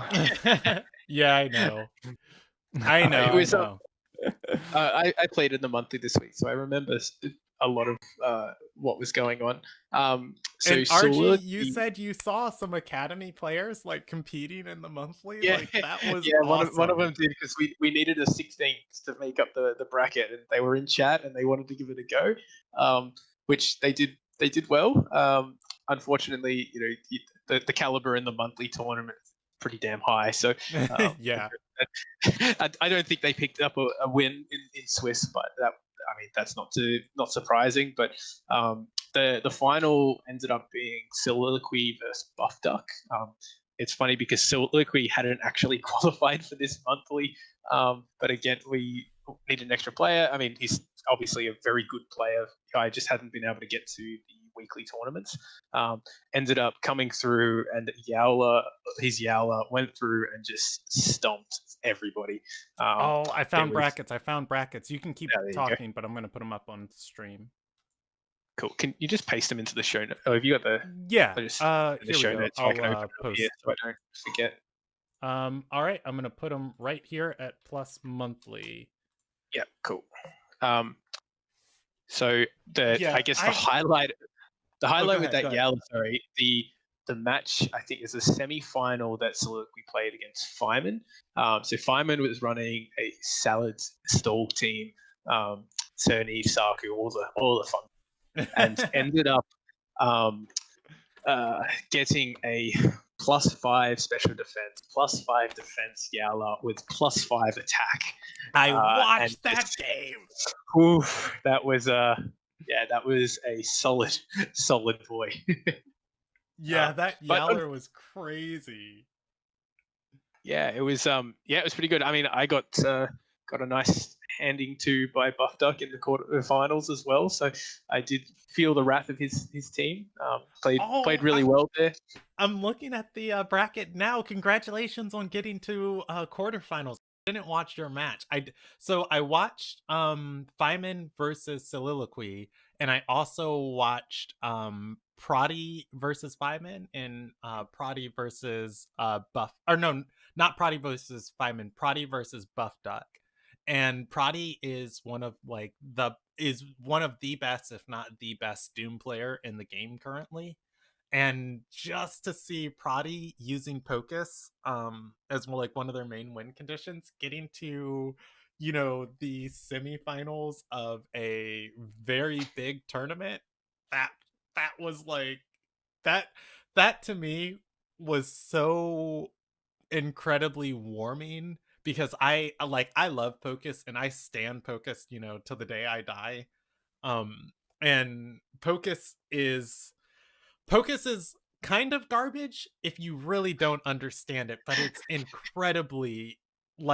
incredibly amazing if you can build a strategy specifically to like make Pocus work for you, where it's just like it can kill so many Tims, it can wall out so many Tims, and whatever it can't kill or wall out, it can doom. Yeah, And the so rejuvenate buff certainly helped Brody's team there. I played Brody in Swiss rounds, and uh, it came down to I think Turok versus Valash at the end. But I oh, ended that's a up good losing matchup. because Oh, Naga Naga has tenderness and had -2 attack my Turok. So the rend onto Turok and then Crystal Spikes followed up was able to polish off my Turok before I was able to do enough damage, unfortunately. But that was an extremely close match. But yeah, the way Purdy plays is it's such a difficult Doom is such a difficult playstyle to go against if you're not prepared for it. Um, yeah. like he's running Valash with Stonewall. Like it's crazy. But and that's where like I think Brody has that benefit in tournaments in that if people go into ladder and they see Brody, you can have an anti Doom team as your third squad or something and use that, and yeah, it makes life pretty difficult for it. But in tournaments, people are playing with teams that are going to beat everyone else, so the Doom sort of sneaks its way through pretty well. Yeah. So all in all, winner of the tournament, Soliloquy. Invest in your Yaller stonks. Invest in your Yaller stonks tomorrow if Yaller doesn't get nerfed. So Let's see how the nerf hammer hits. yeah. We'll see how we go. Um, but All yeah, right. it's a good tournament though. I enjoy it, and they're nice at a Saturday morning for us, so it's a much Hmm. better time zone. Yeah. Oh, and we normally don't plug other things, but I will plug a very interesting tournament format that Plus OP has coming up. It is called the Nidrasil Cup, and it is a 3v3 tournament. It's going to be on November 14th if anybody wants to compete, and you can probably search and find it in Plus OP's Discord. And the way that this tournament works, you have three players that each can assemble a squad or assemble a team. And among those players, each player brings 8 Temtem. Among those players, no player can have a repeat of a Temtem. So among the three players, there's only one Kinu, only one Volarin, only one Nagais, only one Yowler, only one Momo. Um, so the teams that people are going to build have to be able to account for this diversity. And then I Yeah, believe it's going to be, oh, go ahead. No, I was saying I'm so excited about this tournament. Yeah. I love this format. Like this, as someone who plays, like, because I play, well, I have been playing a turbo win team. It's sort of, it's not fully meta, but it's just a little bit off meta enough that people aren't really prepared for it, and I find that's really helpful for me. As someone who, is playing those temps, I've got Grandpa, I've got Lawali. Not a lot of people are running them at the moment, so I'm going to now be going in pretty much with my full strength side, and I don't have to take, other than say maybe not using Kinu, I have to use something instead. Running essentially my full strength side into a lot of people who's Thames who they're not familiar with playing a lot of. It's going to be so much fun. I can't wait. Yeah, I'm very excited for it too. If I don't get in on like somebody's team on Enigma, I'll probably see if we can put together like a Temtalk team for it. And if we can't put together a Temtalk team, I might just do an academy team of like, bonus points to anybody who like competes in this tournament out of the academy, and just run with a couple players or something. And the other thing I like that he's doing with it is that you have to nominate who your player 1, player 2, player 3 is, and then your player 1 always plays the other team's player 1, and your player 2 plays the other team's player 2. So you've got a little bit of mind games. Do you put your best player as player 1, assuming that they're going to put their best player as player 1, or do Your you put your best best player batter player always goes on 3? number 4. Yeah, Number 4. Yeah. it's going to be really interesting. I can't wait to see some of the combinations people throw up. There's going to be guys. This is where like guys like Subaki who do play such really diverse range of Thames consistently. I think are going to be very scary because they can sort of throw teams together and he'll make it work. Yeah. I'm expecting some really cool matchups. I'm pretty sure I can get on somebody's team, because it's like for my team, I like one of the teams I really like running. I have a Moflink, Pocus, Tukai, and Whiplump, and I could swap out my Volarin for like something else, and I just fill in those like last couple blinks. But it's like Yeah, the main I think things that's a of good my it's a good strategy for it. Like yeah you pick your core, you pick your 4 or 5 that you say these are the ones that I need to use to make this strategy work, and then based on what your teammates have selected for their 4 or 5 core, then you just fill out the gaps with the rest. I think that's a really good way to do it. But yeah. yeah, I can't wait. It's going to be fun as. All right, yeah, when that tournament happens, we'll definitely have like a lot more on it. So let's jump into our next section, the main topic, which is speculating about this new patch. So I'm going to put a disclaimer that everybody who is going to be listening to this as a podcast, you will have the foresight of being able to see the patch notes, and we don't. So we're going to kind of do a little speculation of what do we want to see, what are we predicting, and then like what do we not want to see. And we'll see how right or wrong we are when these patch notes come out tomorrow morning. We're recording this Monday night on the 26th of October. It is 8:24 p.m. for me, and I believe the patch notes are coming out at like 4 a.m. Tomorrow, so in a few hours. I'll do the time conversion later. But yeah, so let's jump into it. Gaijin, RG and I kind of like went ham and talked over you during the Talked over me. You guys did yeah me a favor. the PvP section. So I'll What's let you. PvP? Yeah. Yeah, what's PvP? Speaking of PvP, how's my team coming? You know what? I'll work on it this week, Gaijin. I'll work on it We'll this week. see during a limo week. Yeah. Okay.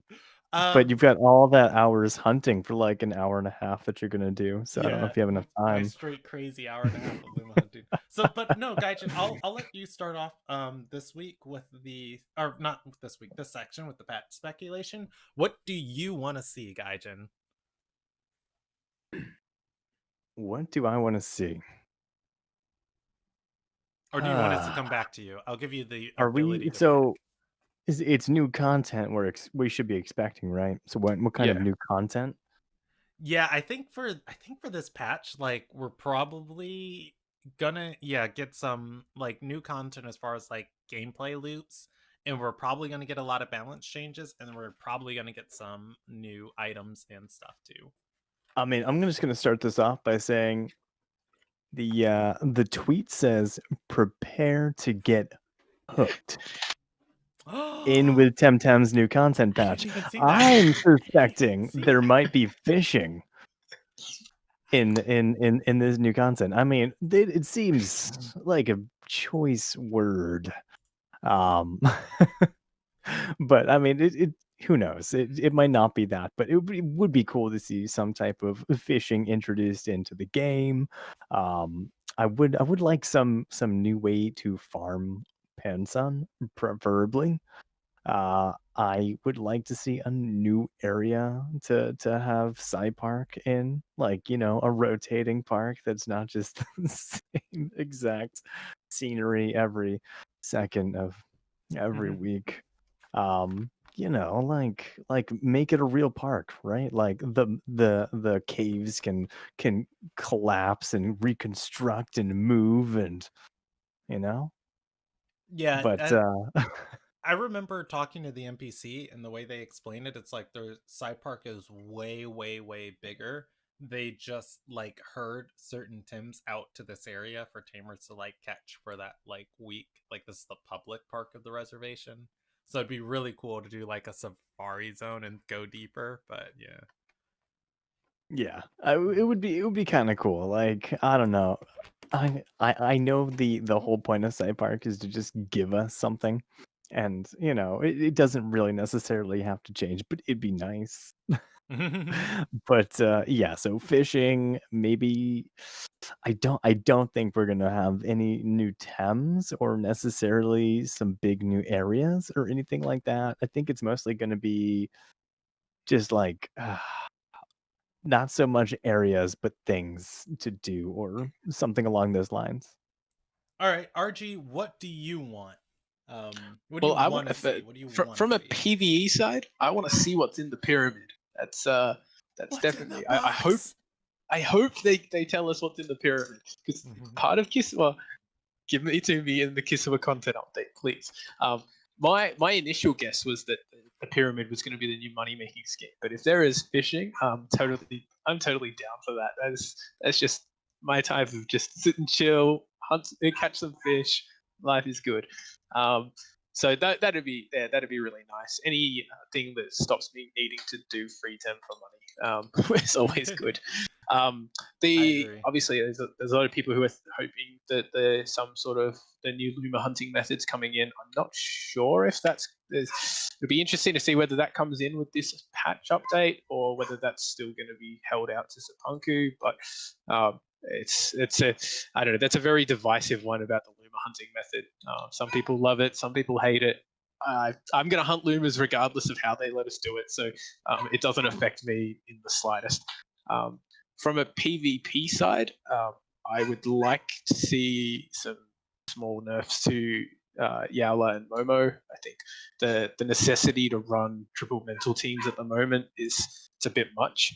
So hopefully that some of those changes helps with that a little bit. Um, and I feel like Chamomile needs a little bit of a nerf as well. It's a very obnoxious item to play against. It sort of negates a lot of control teams. So, I mean, I say this as a Turbo Hypno team user, not being able to sleep things for 4 turns and then it just swapping out and swapping straight back in is a pain in the ass. It's a big problem with Yowler as well. Like a Yowler with Chamomile, um, you know, Yowler being slow is supposed to be a weakness for it, but it has comebacker, which is great that it's slow. And then you chuck chamomile on it, and you can't do anything to it. I have to attack it because I need it to die because it hurts too much otherwise. But I can't sleep it. I can't poison it. Chuck a yellow with chamomile and then still just chuck Kinu buffs on it, and you can just leave it sitting there the entire game. And it's rough. So hopefully they're my three I would like to see happen. Just pegging them back just a little bit. If chamomile only procced the immunity once, that would be fantastic. I think. Bringing it down to 3 turns is another one, but it's sort of it's a tough one. It does mean they have to lose a little bit of momentum by swapping out a bit more. So 3 turns instead of 4 turns of immunity wouldn't be too bad either. But yeah, it's definitely and just the little tweaks in PvP that we get, a new move here or there, a couple of base stats changes. It's always nice to see new things. So just something that'll bring people back to PvP and playing ranked, because you get it. Like, okay, one thing that was really bugging me the other day is that there was a lot of people complaining about the meta and how there's too many threats at the moment, that I think makes that's a good PvP thing. unfun. I am 100% on board with the give me all the threats, make it difficult to figure out. Okay, how do I balance my team here? Um, the melee mental crystal rock paper scissors we had in the first Kisua patch was sort of draining, because it's like, yeah, you're playing that rock paper scissors game. At least when there's that many threats, yeah, maybe 1 in every 10 matches you come across a team and you go, well, I'm completely screwed here. My win team rocks up against a Grumper, Naga, Yowler combo. I can't ban everything, unfortunately. But yeah, I really like that, and having that sort of diverse range of attempts to use, it's just fun. So hopefully, if people are going to complain about the meta, they actually play some games on ladder and test it out and see how it goes. But Yeah. I feel like there's a lot of back. I don't like this, so therefore I'm not playing. Look, if you don't want to play, that's fine, no problem. I'm not here to force you to play ladder, but don't complain about it all day, please.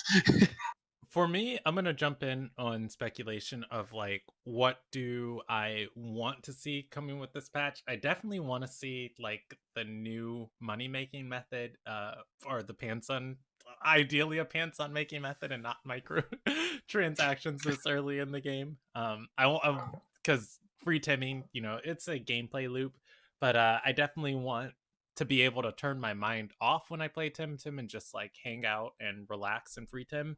But I definitely want to have some things which is like, man, I really want to play Temtem, and I want to like sit down and just have fun with these creatures I've collected and go and do something with them. So I'm very excited to see if that gets implemented. Like you said, I'm also on board for the PvP changes. I don't want a one procking chamomile. I actually really, really love chamomile, and I think it is too powerful right now, and it definitely needs to be toned down a little bit. I would love a couple like little tiny changes to chamomile before they do something big, like see how it feels at 3 turns, and then decide if they need to go further, next patch. That Well, said, sometimes some scents are just stronger to some people. You might be allergic to chamomile. fair. That said, we do have a little bit of like an exclusive hint that was given to Temtalk to reveal that. What? Yeah, I know. Leaks. Wait, given to Temtalk. Am I given to Temtalk? You mean given to Kennedy to tell everybody else on Temtalk? Yeah, on I cap it like super down, but it is confirmed there are going to be a handful of new items this patch, and like the items are obviously going to do something. As to like what they are or what they're capable of, uh we will see. I'm hoping they're more gear slots, because every piece of gear that gets implemented changes and adds so much to the game and the competitive scene. And gear is just super duper fun, especially in best of 3 situations, where it's like when a gear is on a Tim, it's like, well, you got me with that, but you're not gonna get me a second time. And then the whole strategy gets readjusted to account for like a snare on Grumper, or like a sweatband on a really odd Tim or something like that. So definitely want to see like more cool gears get implemented. That said, let's move on to our next question.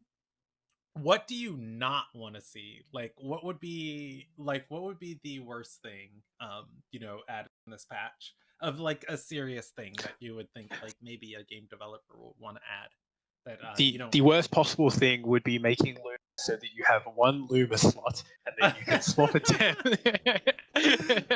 single Luma This guy knows. He knows fight what he's me. talking about. um, honestly, there's not a lot that I like. I'd hate to see. Change is always interesting, and it just takes adjustment.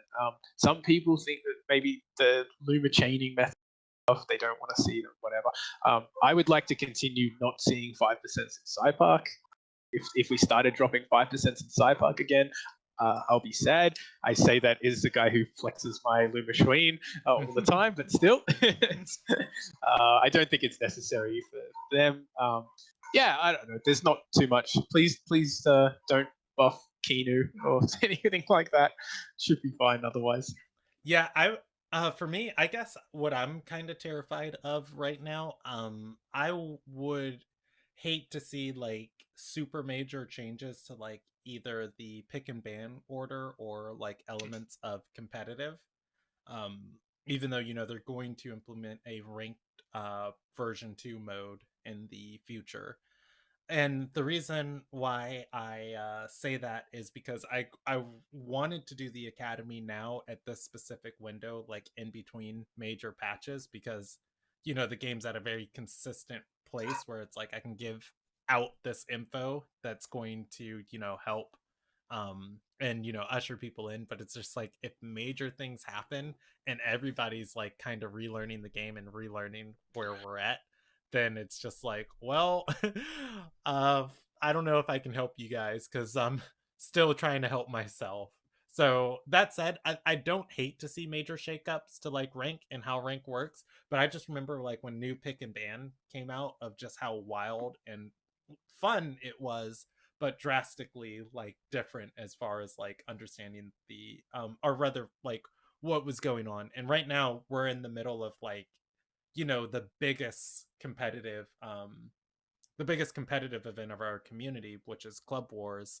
And so it's like the playoffs of Club Wars, like a major change to like the flow of comp, is definitely going to have like big fallout for whatever happens next week in Club Wars.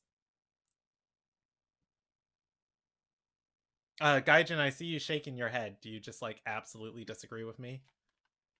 I don't have a disagreement to anything you said. Oh, I okay. was just in general shaking in mostly agreement, and then Okay, I just started shaking my head the opposite direction, just okay. losing focus.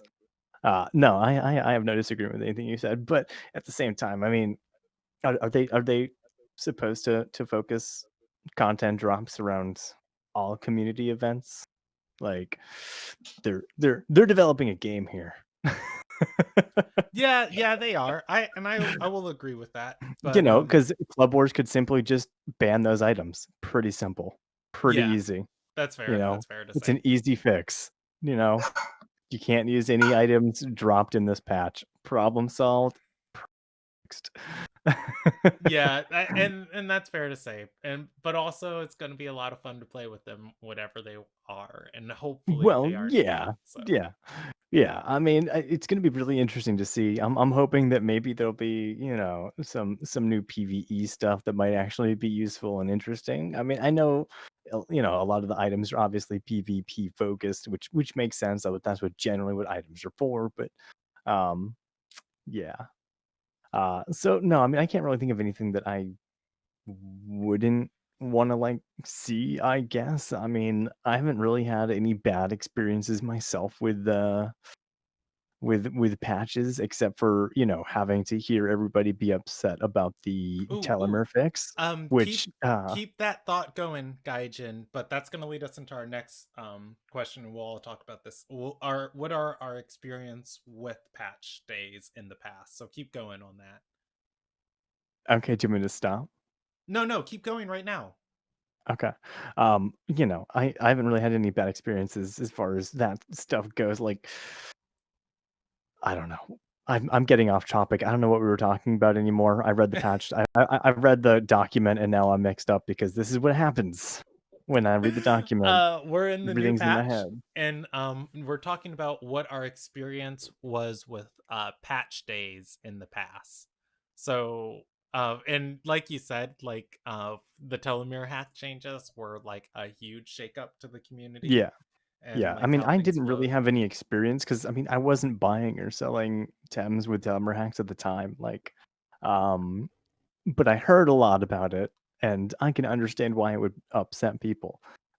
So hopefully, if there's any changes like this, it would be, you know, informed of prior. Any big changes like that, I think need to be addressed prior to change a little bit transparency with that. But All right.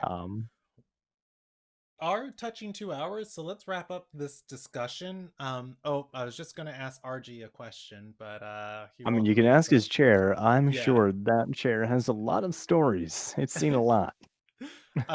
So for me, as far as like my experience with patch days in the past, I woke up at like 4 a.m. to play through the Yeller patch that got released. I don't think I'll do the same thing tomorrow, but we'll see. No. Yeah, we'll see. I slept in this morning, so I probably owe it to my stream to be up earlier. RG, welcome back. We're just about to wrap Sorry, up guys. this Yeah. discussion. Did you want to comment on anything about your experience with like patch days in the past before we move on?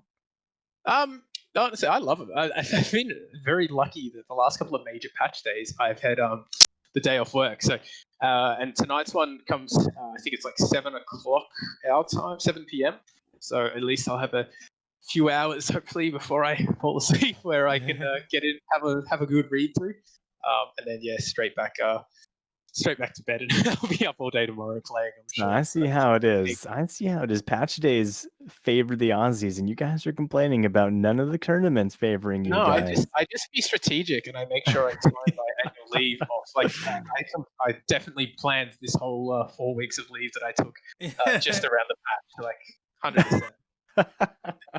All right, let's do our closing and plugs, and then we'll go to our turn 30. So, Gaijin Boo, where can the people find pretty old you? Twitch.tv/RGIsosceles. Yeah, you guys can find me Twitch, Instagram, Snapchat, Twitter, whatever. It's Gaijin Boo. GAIJINBUU. I played quite a bit of Temtem, but I play a lot of other stuff too recently. So, don't just be expecting Temtem. But I'm happy to talk about Temtem, even if I'm not. But yeah, so those are all the places I am. I'm easy to find. Same username everywhere. So So my mind, I instantly threw it to Gaijin Boo just because like I gave RG the chance to plug on my stream earlier, and RG's like, I don't do anything. But I thinking don't. about it I now, lurk in RG, chats, but like, do you want to talk about your club in Asylum and like how people yeah. can find you guys and join? Yeah, so we're Asylum. So Arkham Knight and Rosie is in the chat over here. You'll see him on the Temporium auctions and around quite a lot.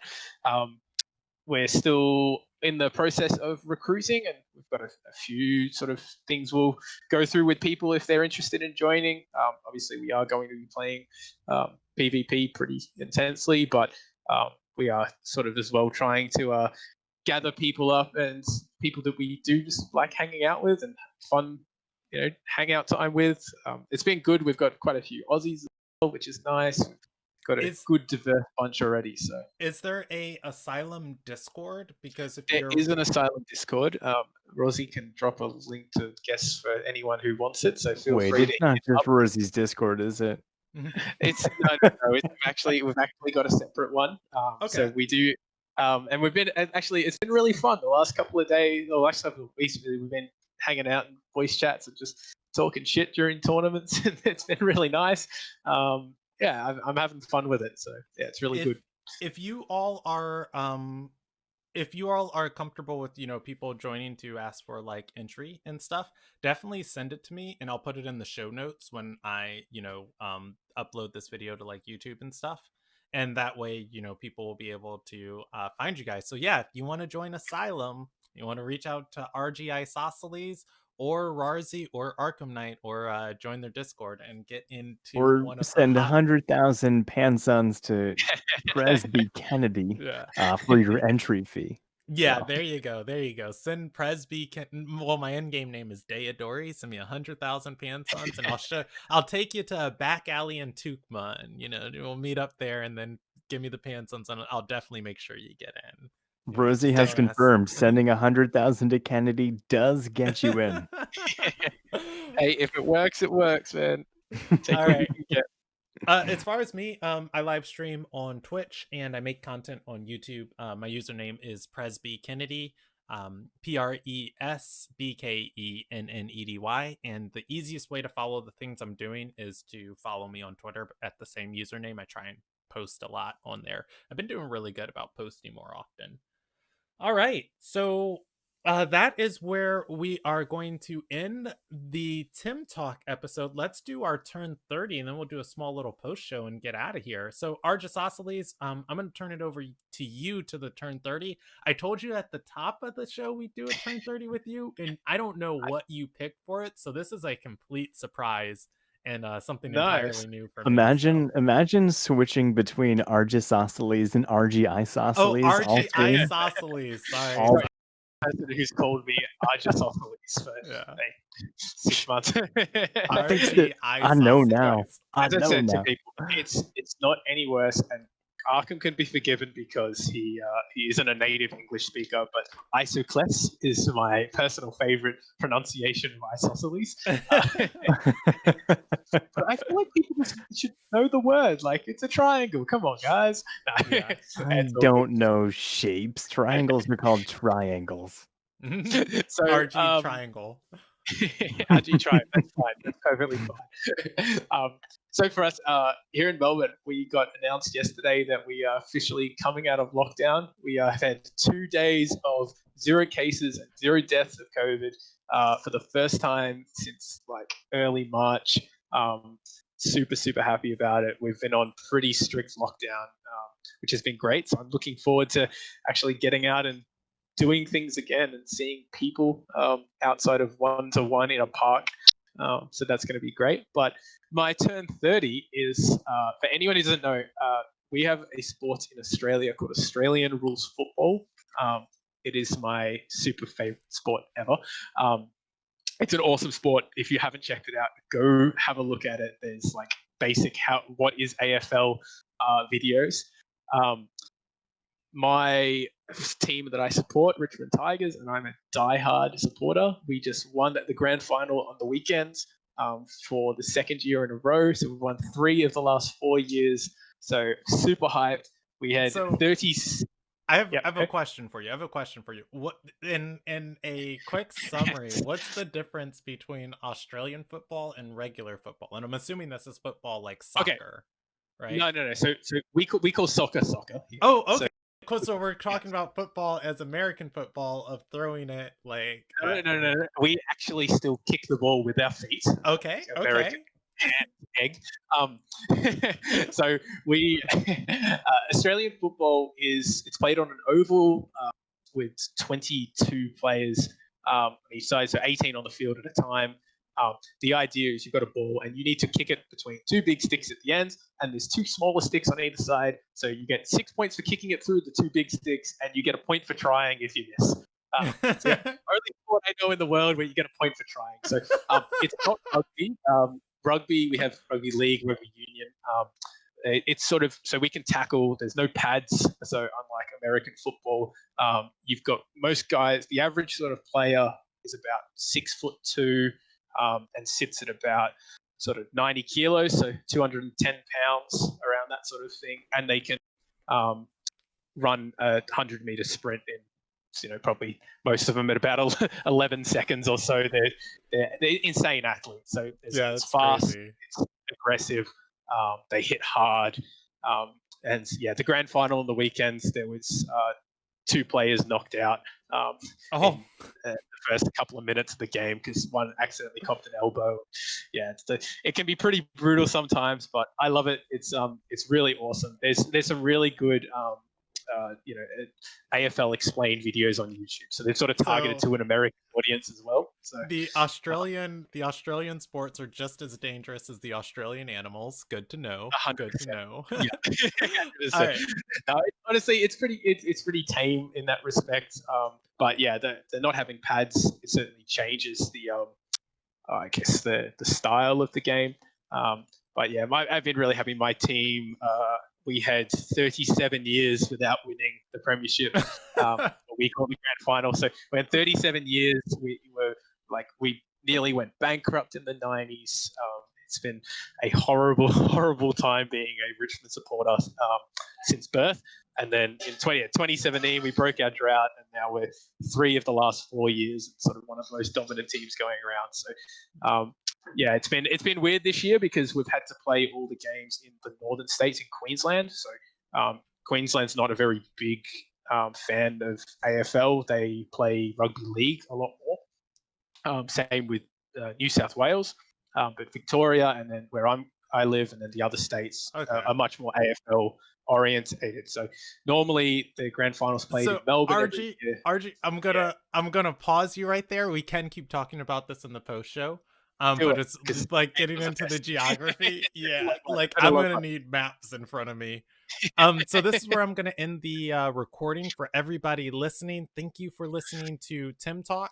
And this is going to be the end of this episode. Let me play the outro music. All right, We the love outro, you, listeners. Yeah, outro music's playing, so everybody can wave goodbye, even though you know you can't hear it.